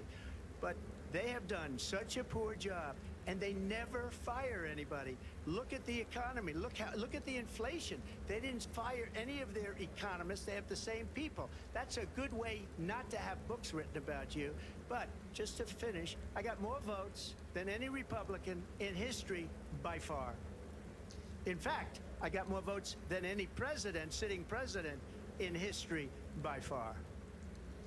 Let me continue on immigration. It was what you wanted to talk about earlier, so let's get back to your deportation proposal that the vice president has reacted to as well. President Trump, you call this the largest domestic deportation operation in the history of our country. You say you would use the National Guard. You say if things get out of control, you'd have no problem using the U.S. military. You also said you would use local police. How would you deport 11 million undocumented immigrants? I know you believe that number is much higher. Take us through this. What does this look like? Will authorities be going door to door in this country? Yeah, it is much higher because of them. They allowed criminals, many millions of criminals. They allowed terrorists. They allowed common street criminals. They allowed people to come in, drug dealers, to come into our country, and they're now in the United States and told by their countries like Venezuela, don't ever come back or we're going to kill you. Do you know that crime in Venezuela and crime in countries all over the world is way down? You know why? Because they've taken their criminals off the street and they've given them to her to put into our country. And this will be one of the greatest mistakes in history for them to allow, and I think they probably did it because they think they're going to get votes, but it's not worth it because they're destroying the fabric of our country by what they've done. There's never been anything done like this at all. They've destroyed the fabric of our country. Millions of people let in, and all over the world, crime is down all over the world except here. Crime here is up and through the roof. Despite their fraudulent statements that they made, crime in this country is through the roof. And we have a new form of crime. It's called migrant crime. And it's happening at levels that nobody thought possible. President Trump, as you know, the FBI says overall violent crime is actually coming down in this country. But Vice Excuse me, President the Harris, FBI they were defrauding statements. They didn't include the worst cities. They didn't include the cities with the worst crime. It was a fraud. Just like their number of 818,000 jobs that they said they created turned out to be a fraud. President Trump, thank you. I'll let you respond, Vice President Harris. Well, I think this is so rich, coming from someone who has been prosecuted for national security crimes, economic crimes, election interference, has been found liable for sexual assault, and his next big court appearance is in November at his own criminal sentencing. And let's be clear where each person stands on the issue of what is important about respect for the rule of law and respect for law enforcement. The former vice president called for defunding federal law enforcement, 45,000 agents, get this, on the day after he was arraigned on 34 felony counts. So let's talk about what is important in this race. It is important that we move forward, that we turn the page on this same old tired rhetoric and address the needs of the American people, address what we need to do about the housing shortage, which I have a plan for, address what we must do to support our small businesses, address bringing down the price of groceries. But frankly, the American people are exhausted with this same old tired playbook. Vice President Harris, thank you. Excuse me. Every one of those cases was started by them against their political opponent. And I'm winning most of them, and I will win the rest on appeal. And you saw that with the decision that came down just recently from the Supreme Court. I'm winning most of them. But those are cases, it's called weaponization. Never happened in this country. They weaponized the Justice Department. Every one of those cases was involved with the DOJ, from Atlanta and Fani Willis to the Attorney General of New York and the DA in New York. Every one of those cases. And then they say, oh, he's a criminal. They're the ones that made them go after me. By the way, Joe Biden was found essentially guilty on the documents case. And what happened in my documents case? They said, oh, that's the toughest of them all. A complete and total victory. 2 months ago, it was thrown out. It's weaponization, and they used it, and it's never happened in this country. They used it to try and win an election. They're fake cases. President Trump, thank you. A really quick response here, Vice President Harris, on this notion of weaponization of the Justice Department. Well, let's talk about extreme and understand the context in which this election in 2024 is taking place. The United States Supreme Court recently ruled that the former president would essentially be immune from any misconduct if he were to enter the White House again. Understand, this is someone who has openly said he would terminate, I'm quoting, terminate the Constitution of the United States, that he would weaponize the Department of Justice against his political enemies. Someone who has openly expressed disdain for members of our military. Understand what it would mean if Donald Trump were back in the White House with no guardrails, because certainly we know now the court won't stop him. We know J.D. Vance is not going to stop him. It's up to the American people Vice President to stop Harris. him. Thank you. Lindsay? Vice President Harris, in your last run for president. This is the one that weaponized, not me. She weaponized. I probably took a bullet to the head because of the things that they say about me. They talk about democracy. I'm a threat to democracy. They're the threat to democracy with a fake Russia investigation that went nowhere. We have a lot to get to. Lindsay? Vice President Harris, in your last run for president, you said you wanted to ban fracking. Now you don't. You wanted mandatory government buyback programs for assault weapons. Now your campaign says you don't. You supported decriminalizing border crossings. Now you're taking a harder line. I know you say that your values have not changed. So then why have so many of your policy positions changed?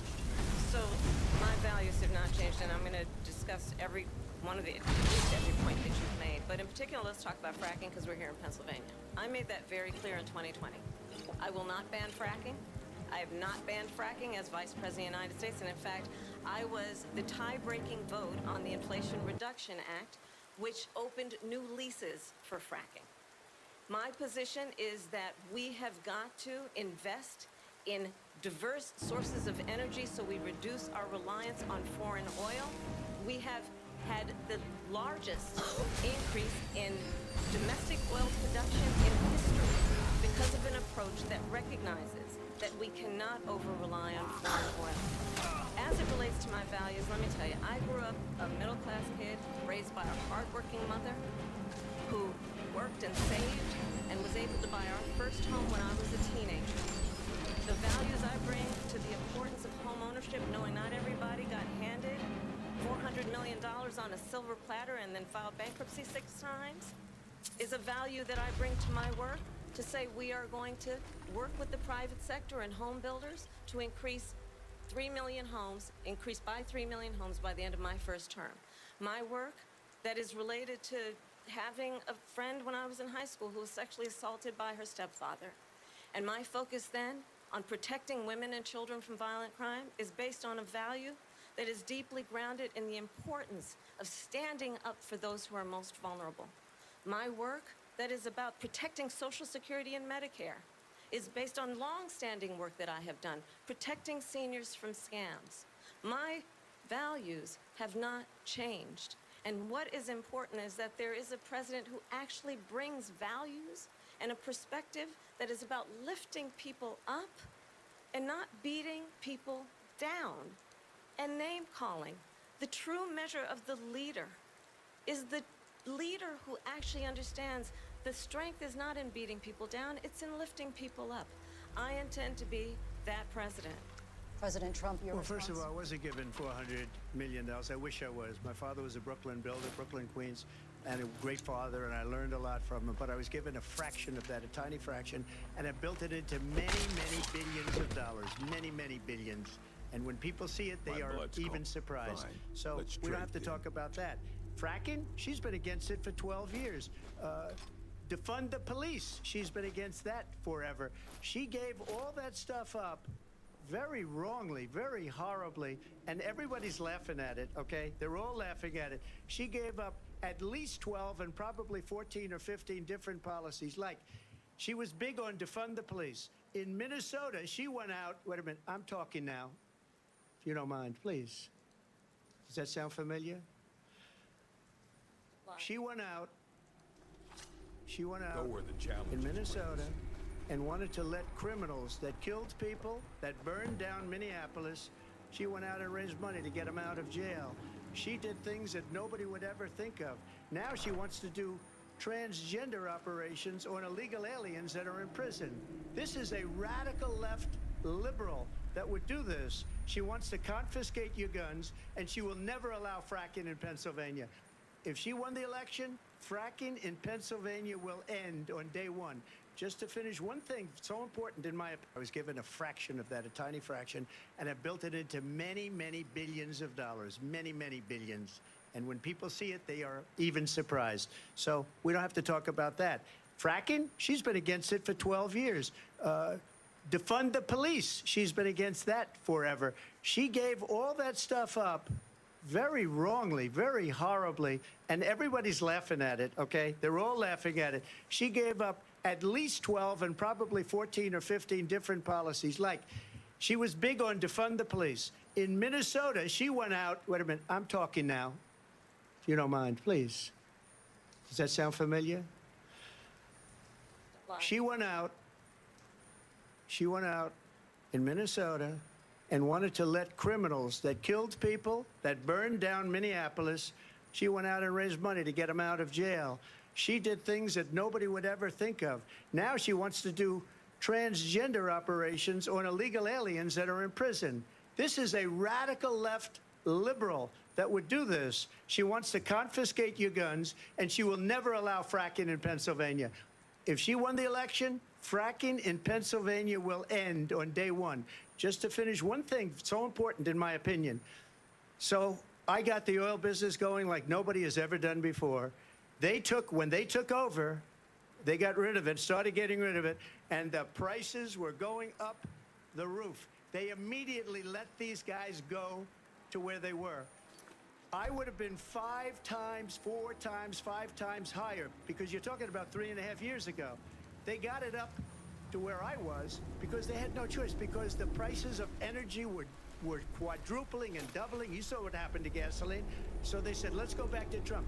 But if she won the election, the day after that election, they'll go back to destroying our country, and oil will be dead, fossil fuel will be dead, we'll go back to windmills, and we'll go back to solar, where they need a whole desert to get some energy to come out. You ever see a solar plant? By the way, I'm a big fan of solar, but they take 400, 500 acres of desert soil. Trump, we have a These lot are of not good issues things for that we the have to get environment, to. as she We're out of time. understands. Thank you. Lindsay, thank you. We have an election in just 56 days. And I want to talk about the peaceful transfer of power, which, of course, we all know is a cornerstone of our democracy, and the role of a president in a moment of crisis. Mr. President, on January 6th, you told...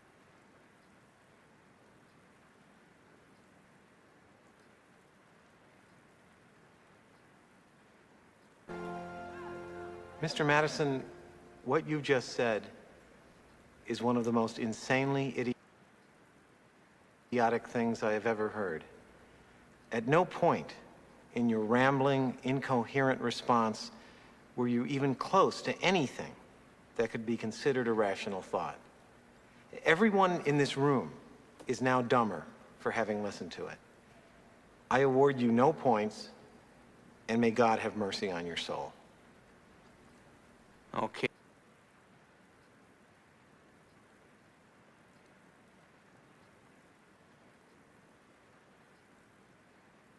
Okay, a simple wrong would have done just fine, but... Mr. Madison, what you just said is one of the most insanely idiotic things I have ever heard. At no point in your rambling, incoherent response were you even close to anything that could be considered a rational thought. Everyone in this room is now dumber for having listened to it. I award you no points, and may God have mercy on your soul. Okay, a simple wrong would have done just fine, but...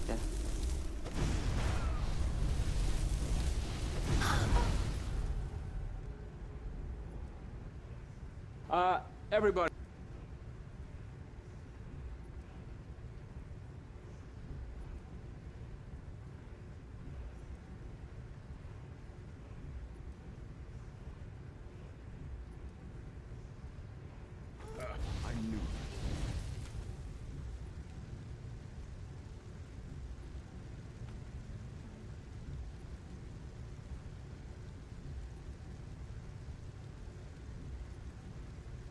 that stuff up very wrongly, very horribly, and everybody's laughing at it, okay? They're all laughing at it. She gave up at least 12 and probably 14 or 15 different policies. Like, she was big on defund the police. In Minnesota, she went out, wait a minute, I'm talking now, if you don't mind, please.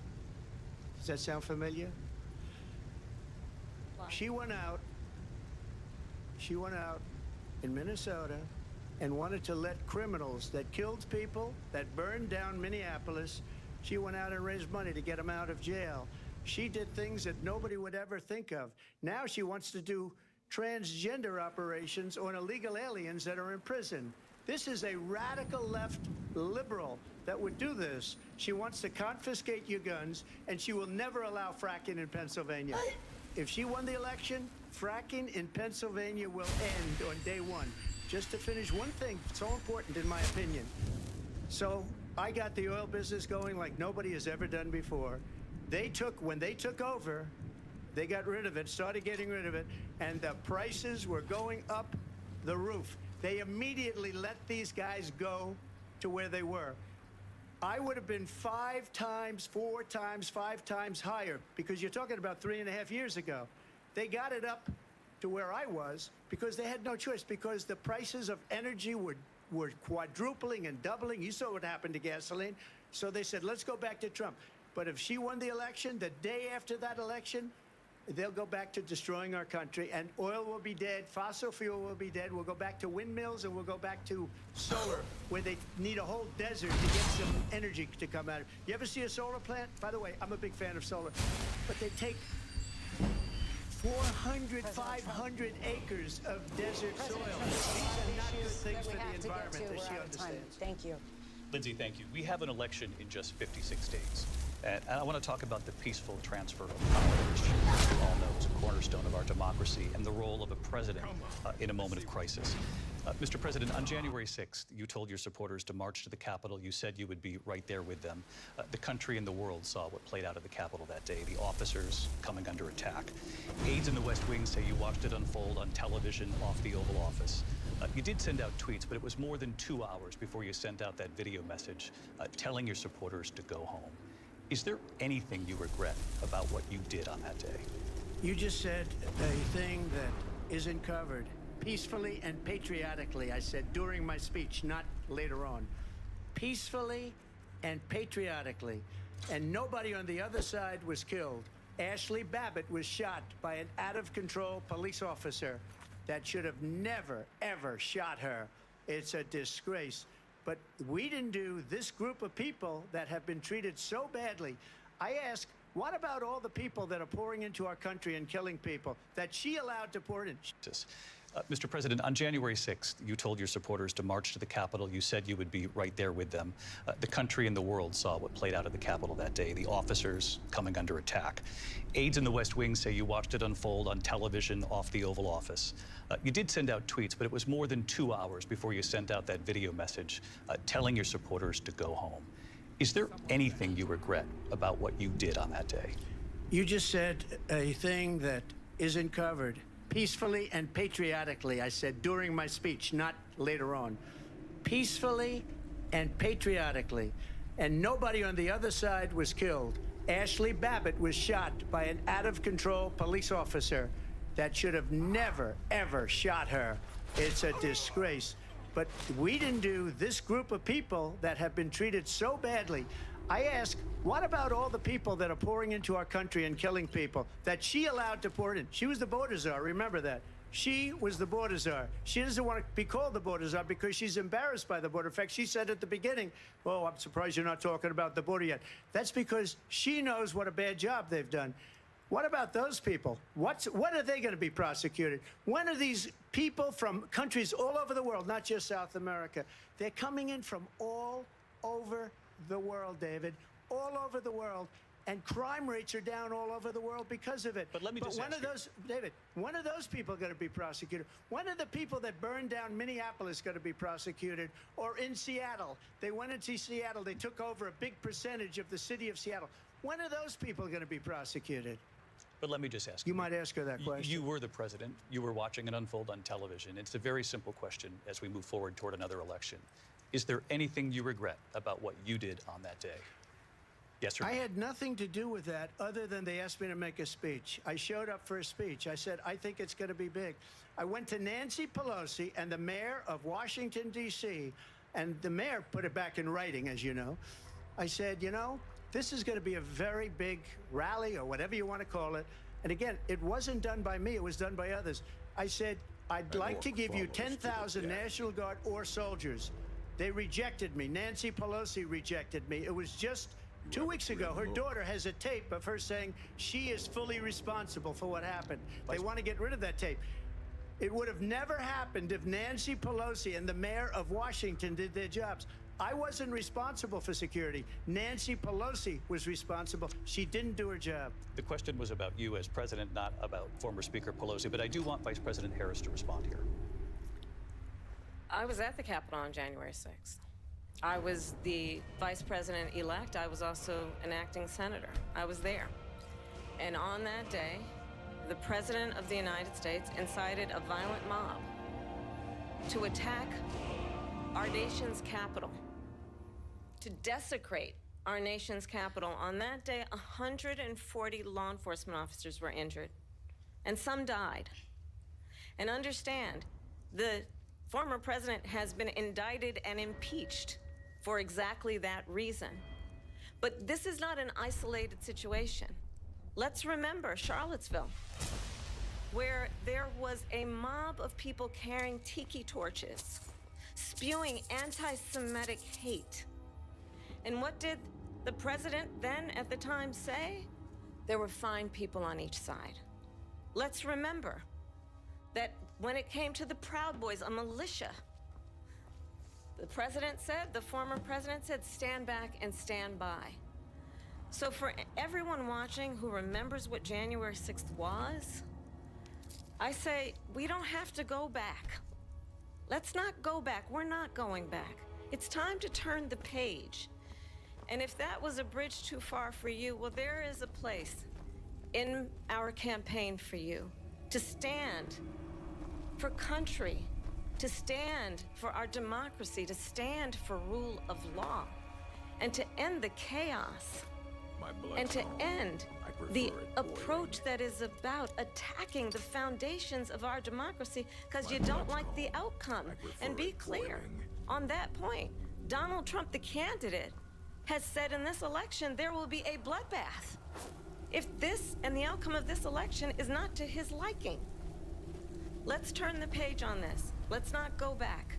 Let's chart a course for the future and not go backwards to the past. Let me just follow up here. It was a different term, and it was a term that related to energy because they have destroyed our energy business. That was where bloodbath was. Also, on Charlottesville, that story has been, as you would say, debunked.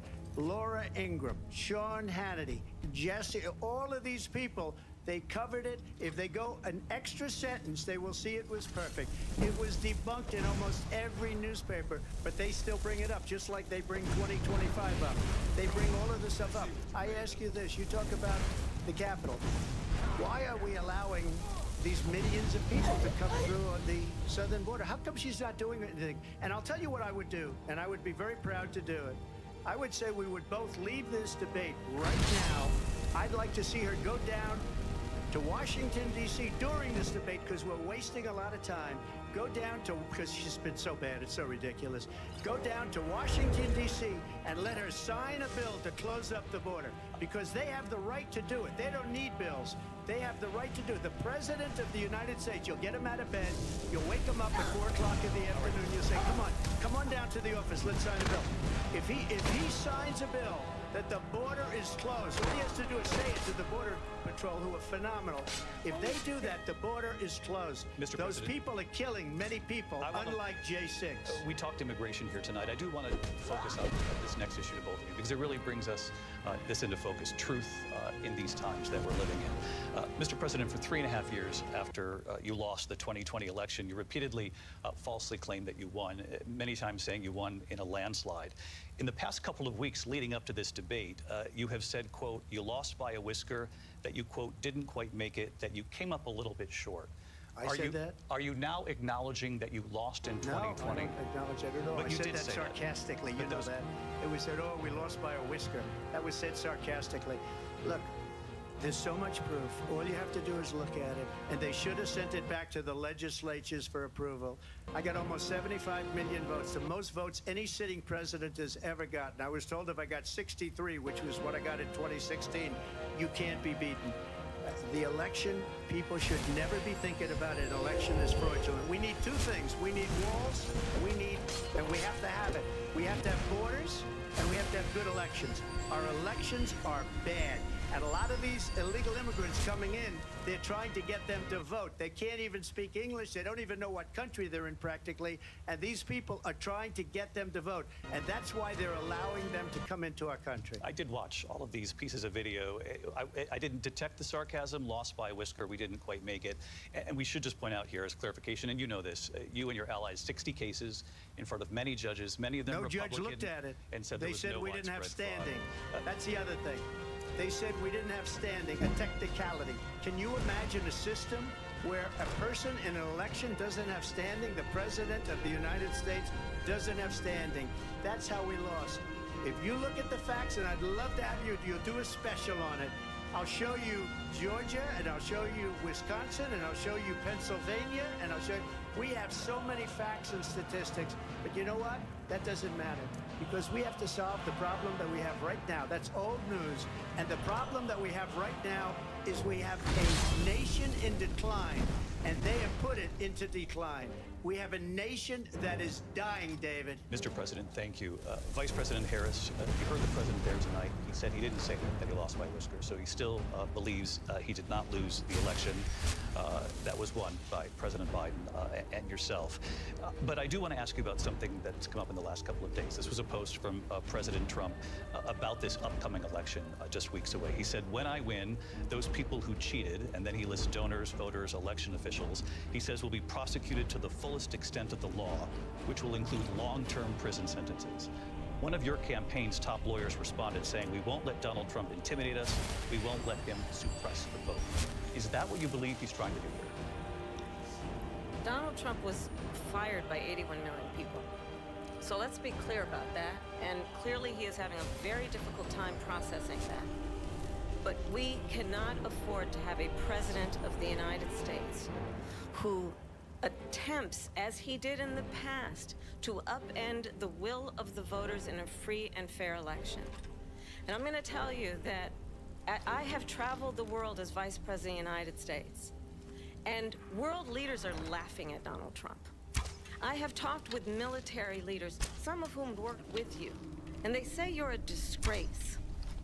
And when you then talk in this way in a presidential debate and deny what over and over again are court cases you have lost because you did in fact lose that election, it leads one to believe that perhaps we do not have in the candidate to my right the temperament or the ability to not be confused about fact.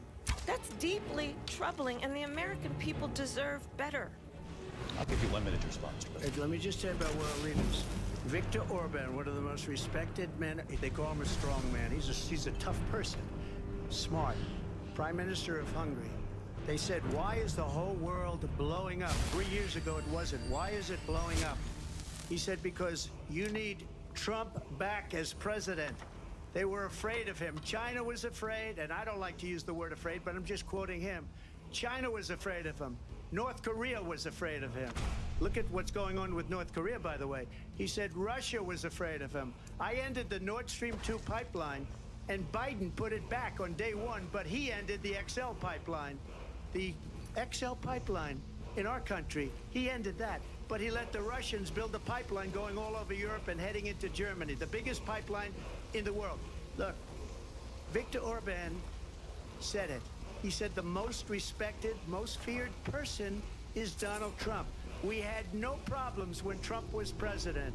But when this weak, pathetic man that you saw at a debate just a few months ago, that if he weren't in that debate, he'd be running instead of her. She got no votes. He got 14 million votes. What you did, you talk about a threat to democracy.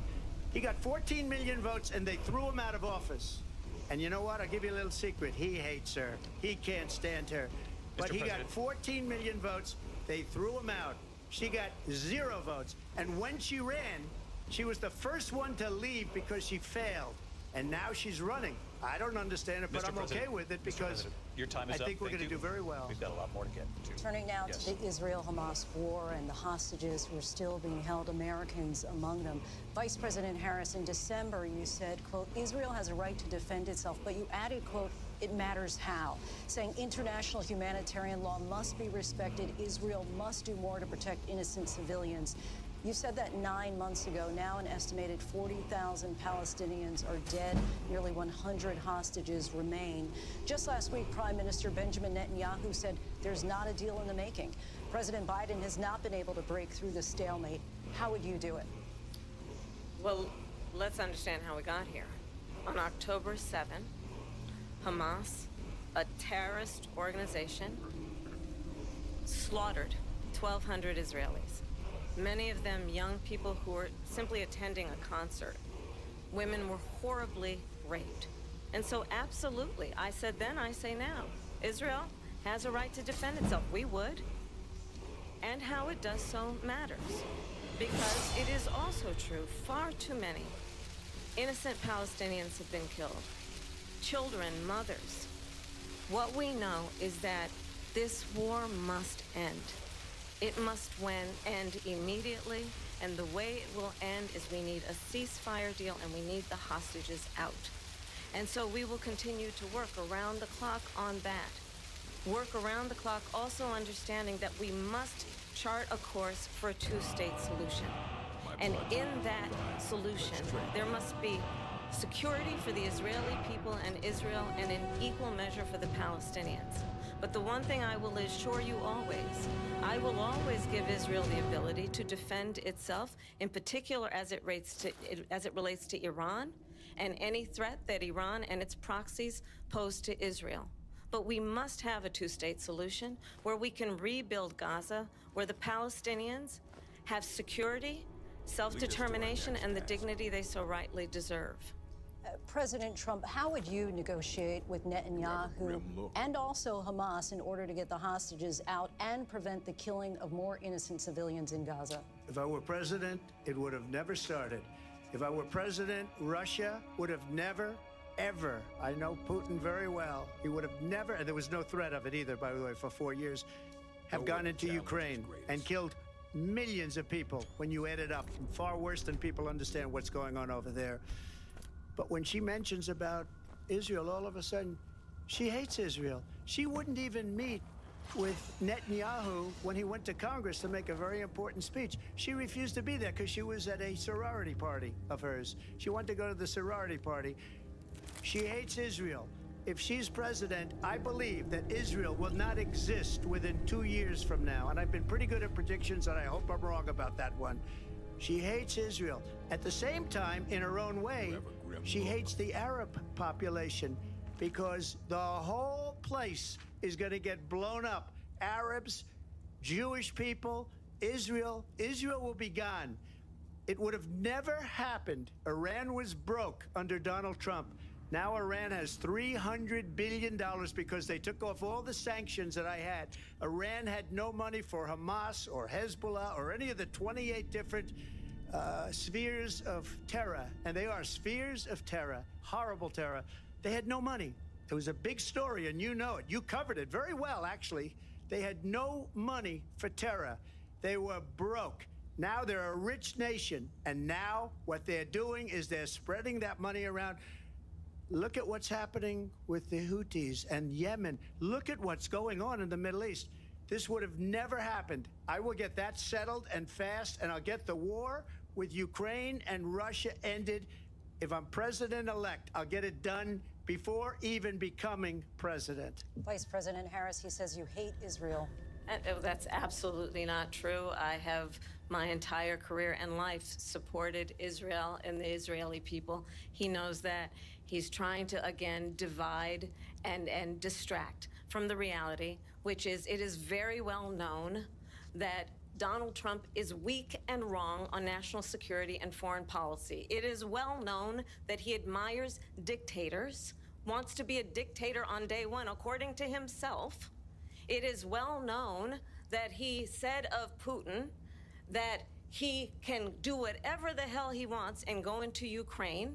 It is well known that he said when Russia went into Ukraine, it was brilliant. It is well known he exchanged love letters with Kim Jong-un. And it is absolutely well known that these dictators and autocrats are rooting for you to be president again because they're so clear. They can manipulate you with flattery and favors. And that is why so many military leaders who you have worked with have told me you are a disgrace. That is why we understand that we have to have a president who is not consistently weak and wrong on national security, including the importance of upholding and respecting in highest regard our military. Vice President Harris, thank you. They're the ones, and she's the one that caused it, that's weak on national security by allowing every nation last month for the year, 168 different countries sending people into our country. Their crime rates are way down.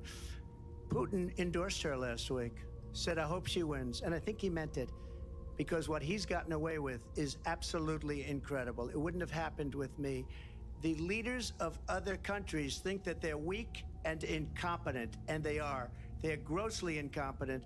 And I just ask one question. Why does Biden go in and kill the Keystone Pipeline and approve the single biggest deal that Russia's ever made, Nord Stream 2, the biggest pipeline anywhere in the world going to Germany and all over Europe? Because they're weak and they're ineffective.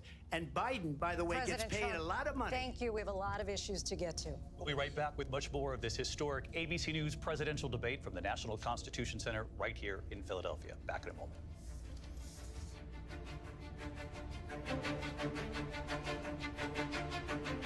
The ABC News presidential debate will continue after this.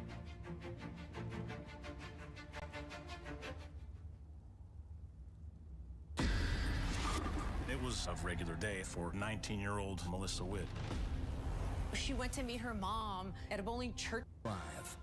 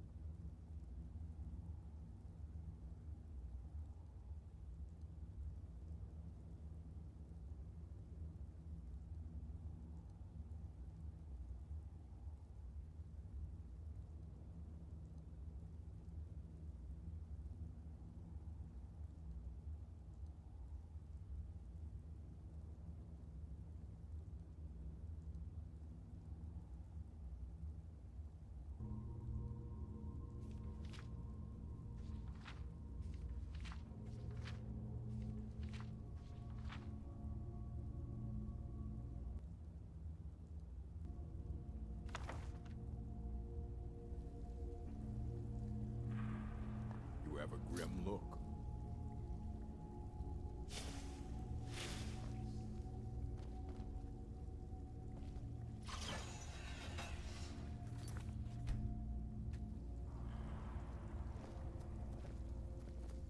My blood's calm. I prefer it boiling.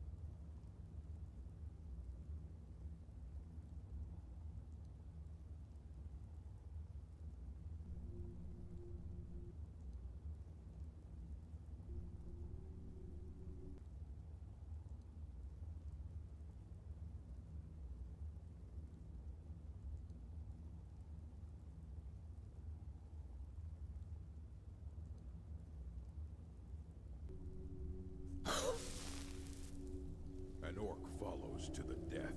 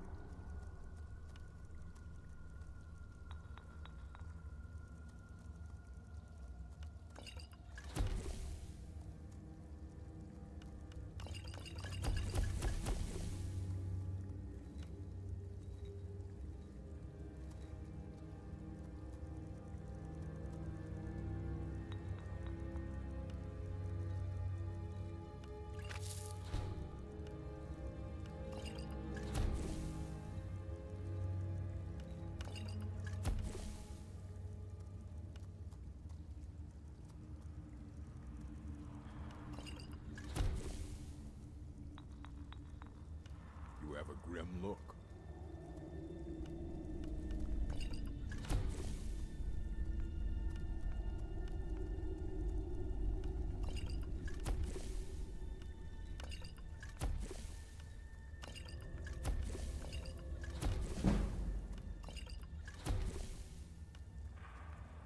My blood's calm. I prefer it boiling.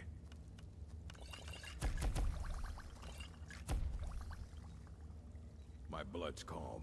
I prefer it boiling.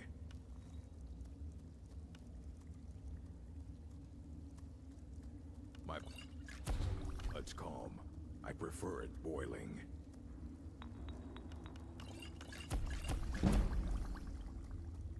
You have a grim look.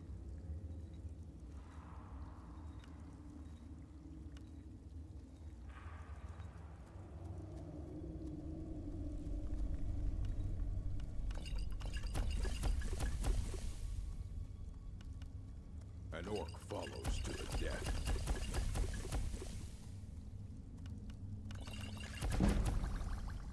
My blood's calm. I prefer it boiling. You have a grim look? Fine.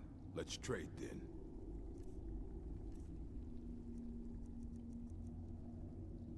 Go where the challenge is greatest.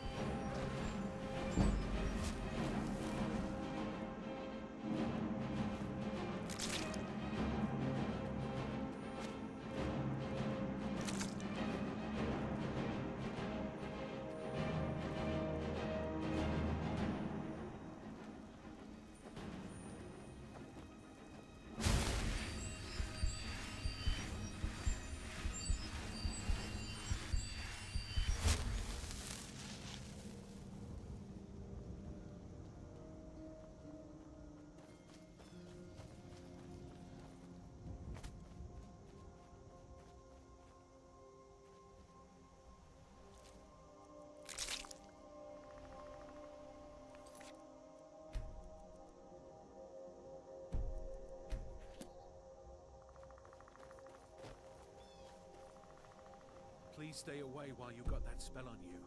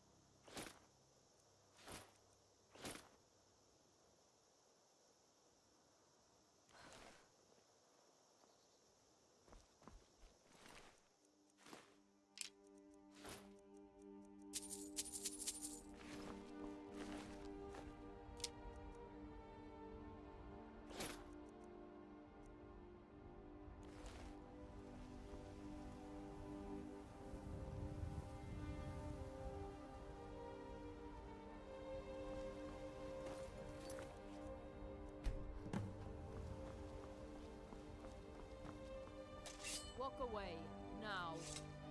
Walk away, now.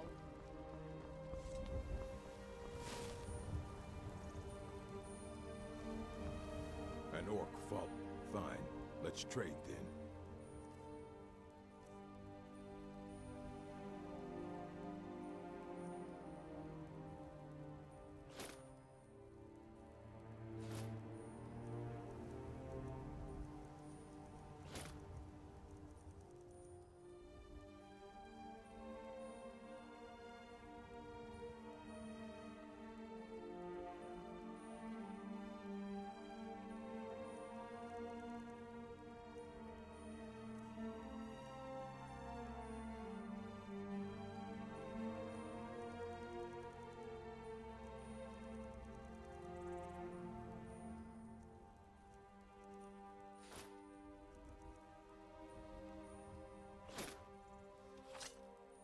Go where the challenge is greatest. You're interfering with official Thormore business. Away, now.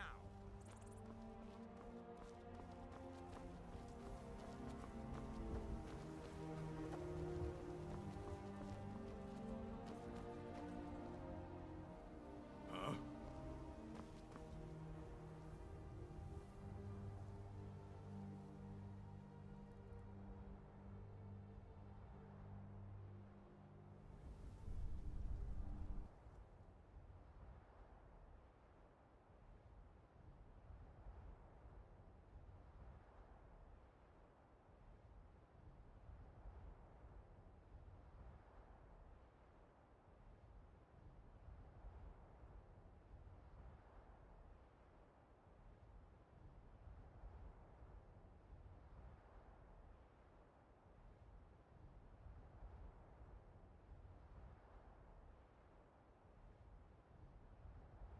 The elevator opens for no one, and plans are making me.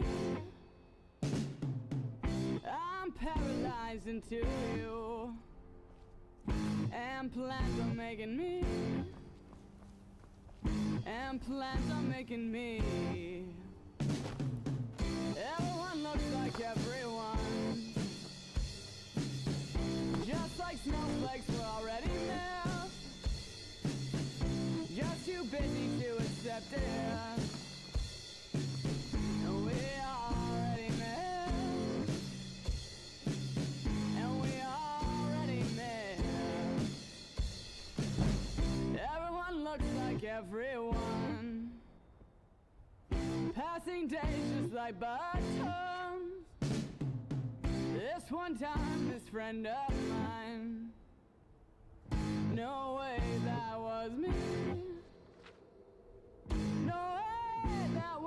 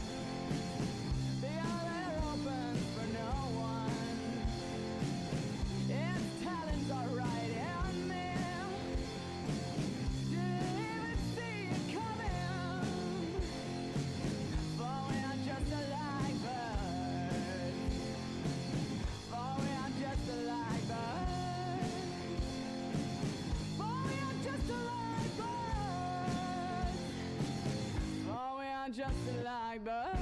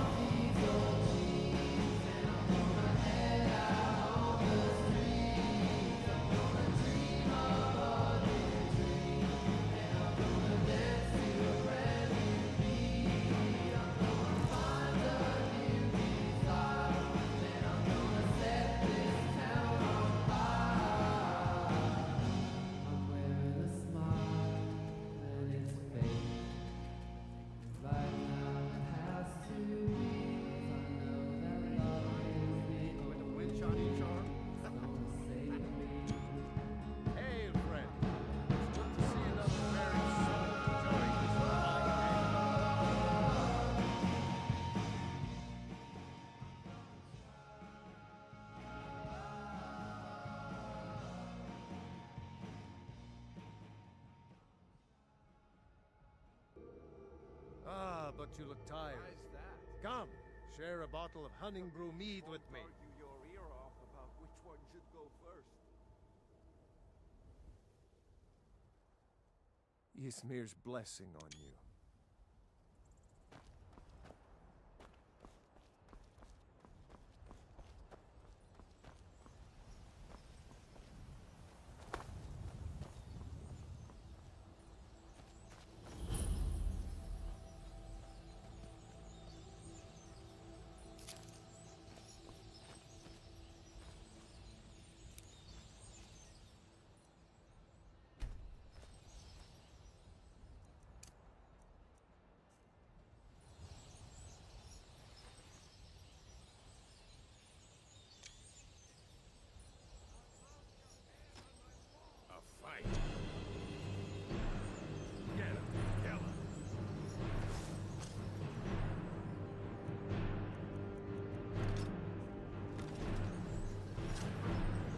Show me.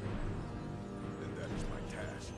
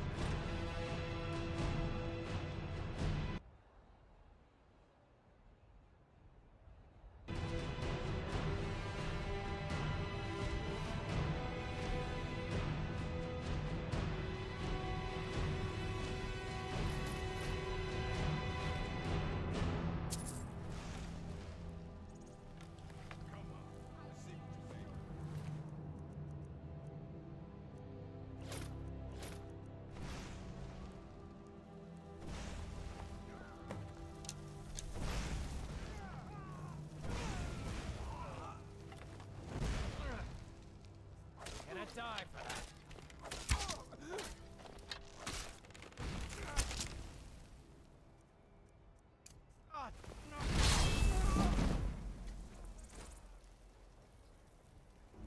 The whites take you.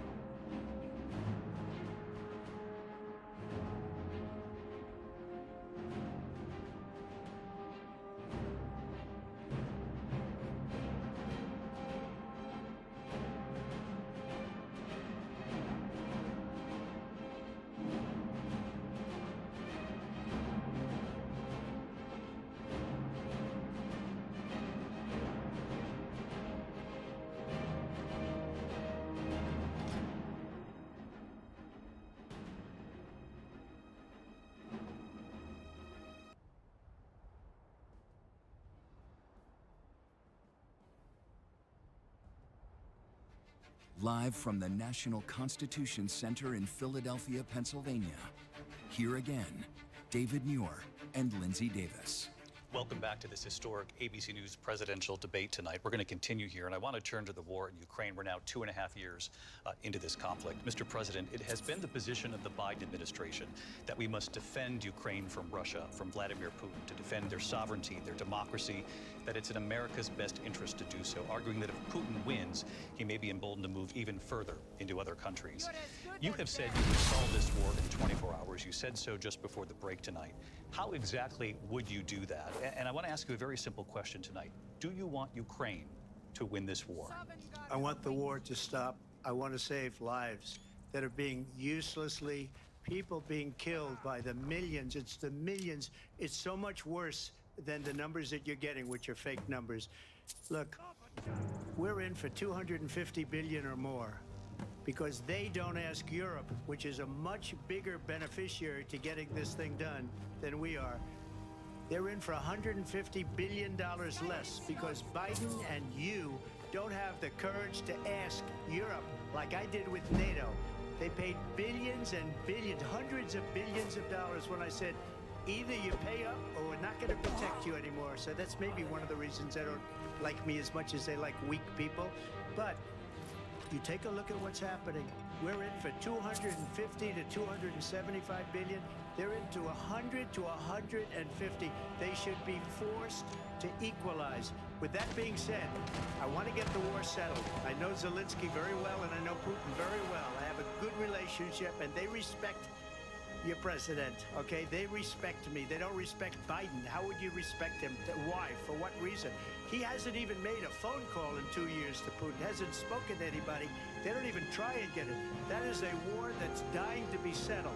I will get it settled before I even become president. If I win, when I'm president-elect, and what I'll do is I'll speak to one, I'll speak to the other, I'll get them together.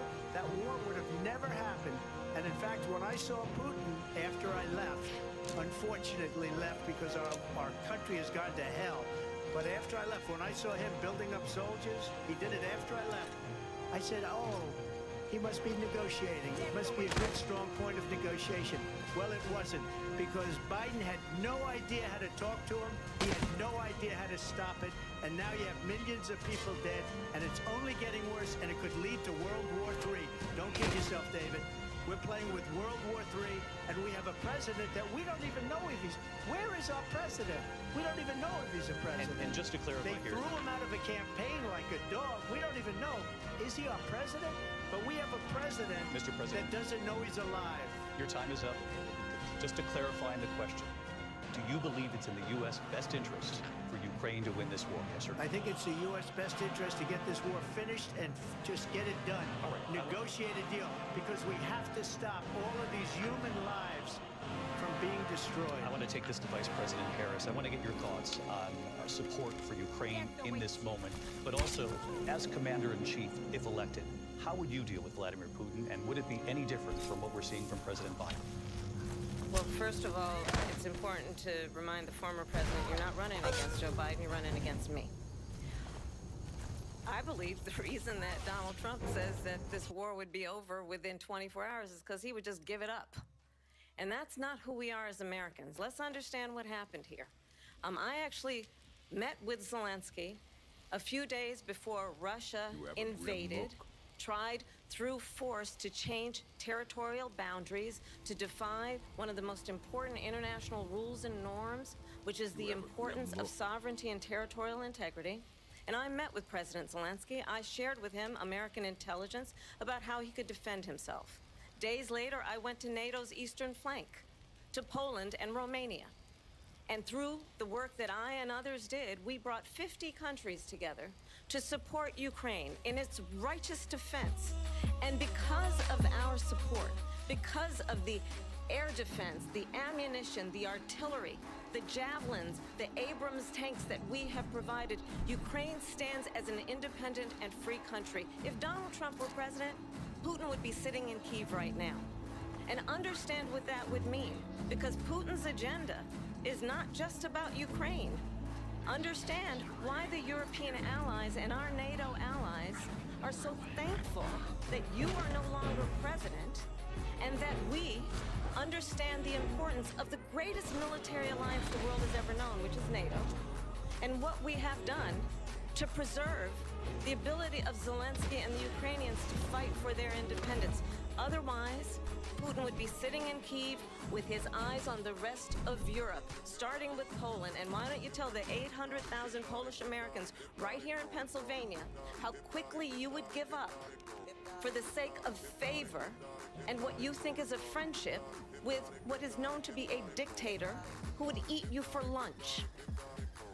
Vice President Harris, thank you. We've heard from both of you on Ukraine tonight. Afghanistan came up in the last hour.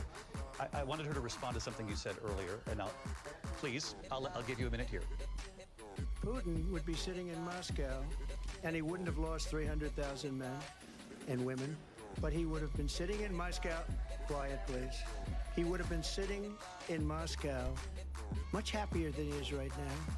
But eventually, you know, he's got a thing that other people don't have. He's got nuclear weapons. They don't ever talk about that. He's got nuclear weapons.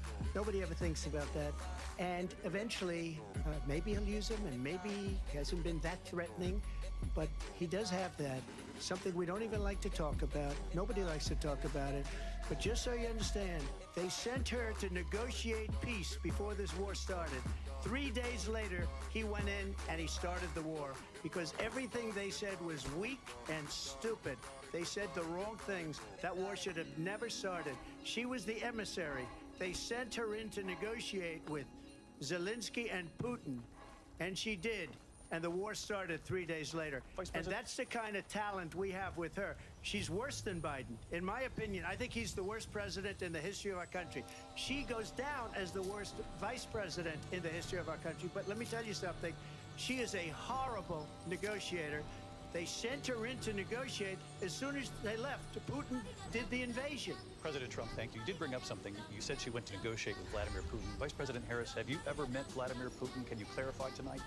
Yet again, I said it at the beginning of this debate, you're going to hear a bunch of lies coming from this fella. And that is another one. When I went to meet with President Zelensky, I've now met with him over 5 times.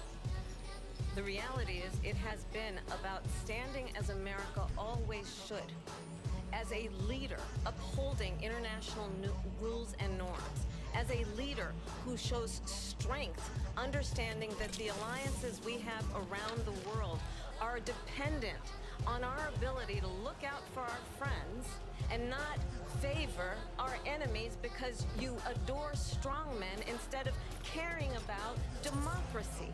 And that is very much what is at stake here. The President of the United States is Commander-in-Chief, and the American people have a right to rely on a president who understands the significance of America's role and responsibility in terms of ensuring that there is stability and ensuring we stand up for our principles and not sell them for the benefit of personal flattery. We've talked about Ukraine and Vladimir Putin. I do want to talk about Afghanistan. It came up in the first hour of this debate. I want to move on to Afghanistan. Said Trump did the most amazing thing I've ever seen. He got these countries, the 28 countries at the time, to pay up. He said, I've never seen, he's the head of NATO. He said, I've never seen. For years, we were paying almost all of NATO. We were being ripped off by European nations, both on trade and on NATO.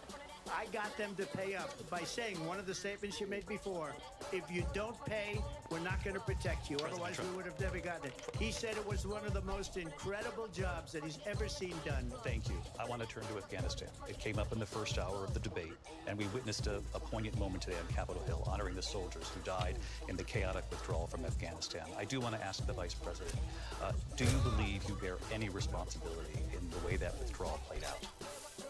Well, I will tell you, I agreed with President Biden's decision to pull out of Afghanistan. 4 presidents said they would, and Joe Biden did. And as a result, America's taxpayers are not paying the $300 million a day we were paying for that endless war. And as of today, there is not one member of the United States military who is in active duty in a combat zone in any war zone around the world, the first time this century. But let's understand how we got to where we are. Donald Trump, when he was president, negotiated one of the weakest deals you can imagine. He calls himself a deal maker. Even his national security advisor said it was a weak, terrible deal. And here's how it went down. He bypassed the Afghan government. He negotiated directly with a terrorist organization called the Taliban. The negotiation involved the Taliban getting 5,000 Taliban terrorists released. And get this. And the president at the time invited the Taliban to Camp David, a place of storied significance for us as Americans, a place where we honor the importance of American diplomacy, member of the United States military who is in active duty in a combat zone in any war zone around the world, the first time this century. But let's understand how we got to where we are. Donald Trump, when he was president, negotiated one of the weakest deals you can imagine. He calls himself a deal maker.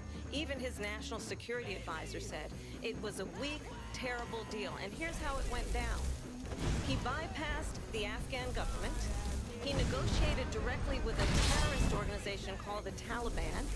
The negotiation involved the Taliban getting 5,000 Taliban terrorists released. And get this, and the president at the time invited the Taliban to Camp David, a place of storied significance for us as Americans, a place where we honor the importance of American diplomacy, where we invite and receive respected world leaders. And this former president, as president, invited them to Camp David because he does not again appreciate the role and responsibility of the President of the United States to be commander-in-chief with a level of respect. And this gets back to the point of how he has consistently disparaged and demeaned members of our military, fallen soldiers, and the work that we must do to uphold the strength and the respect of the United States of America around the world. Vice President Harris, thank you. President Trump, your response to her saying that you began the negotiations with the Taliban. So, if you take a look at... Outstanding, President. For years, we were paying almost all of NATO. We were being ripped off by European nations, both on trade and on NATO. I got them to pay up by saying, one of the statements you made before, if you don't pay, we're not going to protect you. President Otherwise, Trump. we would have never gotten it. He said it was one of the most incredible jobs that he's ever seen done. Thank you. I want to turn to Afghanistan. It came up in the first hour of the debate, and we witnessed a poignant moment today on Capitol Hill, honoring the soldiers who died in the chaotic withdrawal from Afghanistan. Fine. I do want to Let's ask the trade Vice then. President, do you believe you bear any responsibility in the way that withdrawal played out? Well, I will tell you, I agreed with President Biden's decision to pull out of Afghanistan. 4 presidents said they would, and Joe Biden did. And as a result, America's taxpayers are not paying the $300 million a day we were paying for that endless war. And as of today, there is not one member of the United States military who is in active duty in a combat zone in any war zone around the world, the first time this century. But let's understand how we got to where we are. Donald Trump, when he was president, negotiated one of the weakest deals you can imagine. He calls himself a deal maker. Even his national security advisor said it was a weak, terrible deal. And here's how it went down. He bypassed the Afghan government.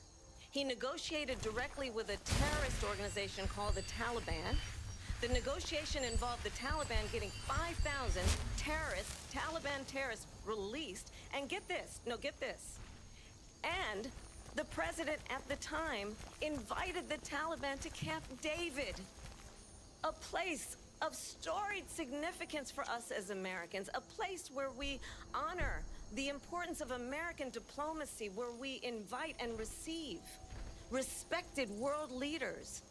And this former president, as president, invited them to Camp David because he does not again appreciate the role and responsibility of the President of the United States to be commander-in-chief with a level of respect. And this gets back to the point of how he has consistently disparaged and demeaned members of our military, fallen soldiers, and the work that we must do to uphold the strength and the respect of the United States of America around the world. Vice President Harris, thank you. President Trump, your response to her saying that you began the negotiations with the Taliban. So, if you take a look at that period of time, the Taliban was killing our soldiers, a lot of them, with snipers. And I got involved with the Taliban because the Taliban was doing the killing. That's the fighting force within Afghanistan. They don't bother doing that because, you know, they deal with the wrong people all the time. But I got involved. And Abdul was the head of the Taliban. He is still the head of the Taliban. And I told Abdul, don't do it anymore. You do it anymore, you're going to have problems. And he said, why do you send me a picture of my house? I said, you're going to have to figure that out, Abdul. And for 18 months, we had nobody killed. We did have an agreement negotiated by Mike Pompeo. It was a very good agreement. The reason it was good, it was we were getting out. We would have been out faster than them, but we wouldn't have lost the soldiers. We wouldn't have left many Americans behind, and we wouldn't have left $85 billion worth of brand new, beautiful military equipment behind. And just to finish, they blew it. The agreement said you have to do this, and they didn't do it.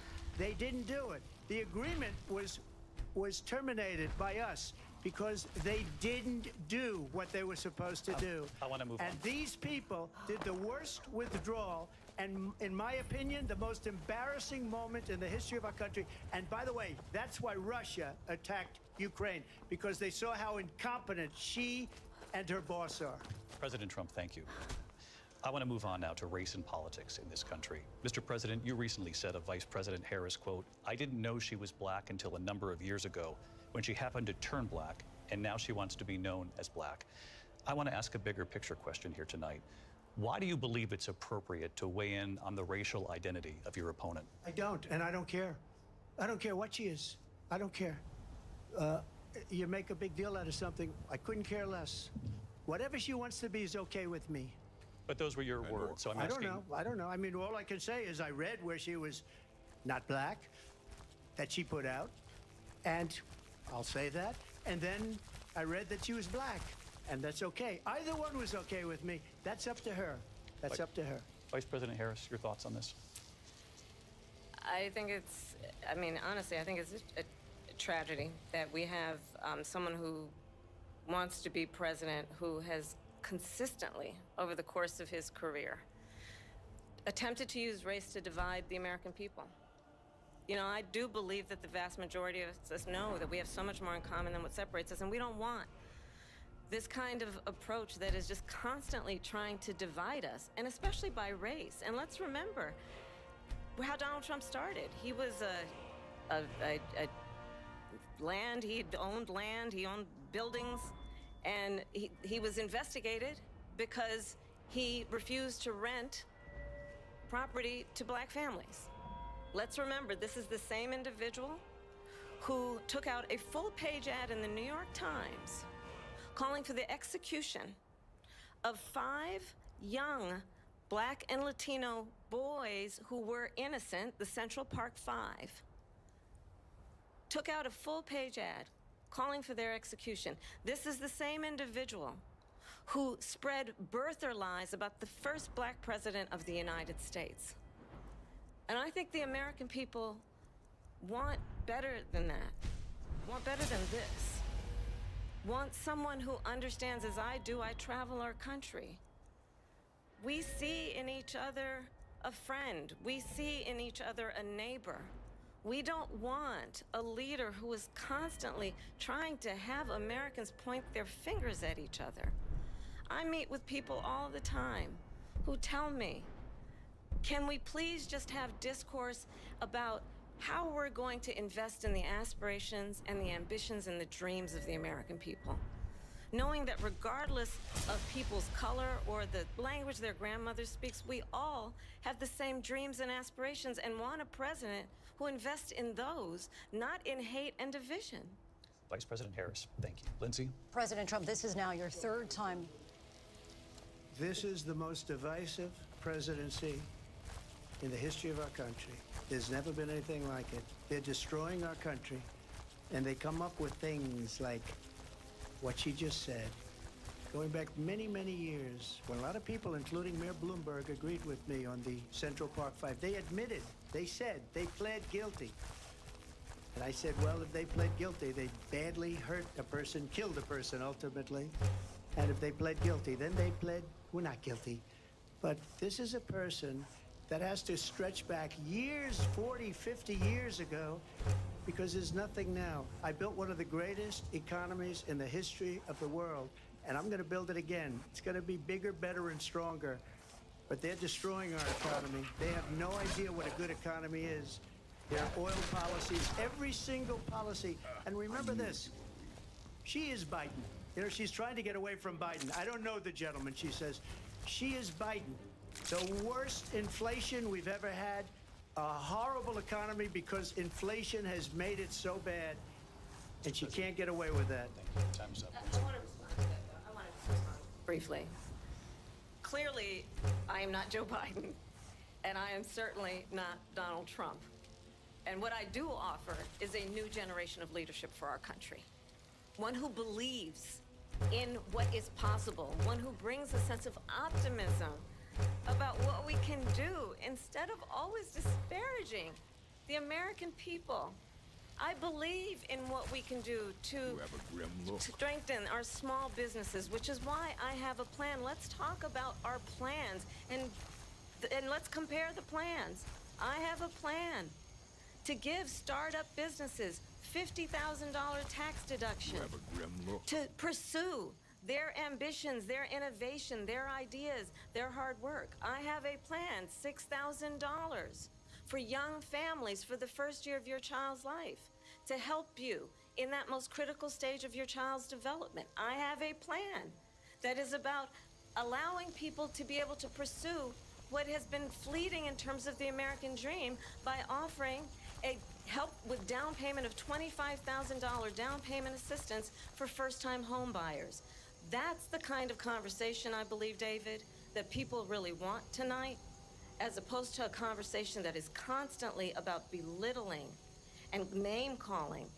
Let's turn the page Vice President and move Harris, forward. Thank you. Let's turn to policy. President Let's Trump, turn back we to have policy. to move on.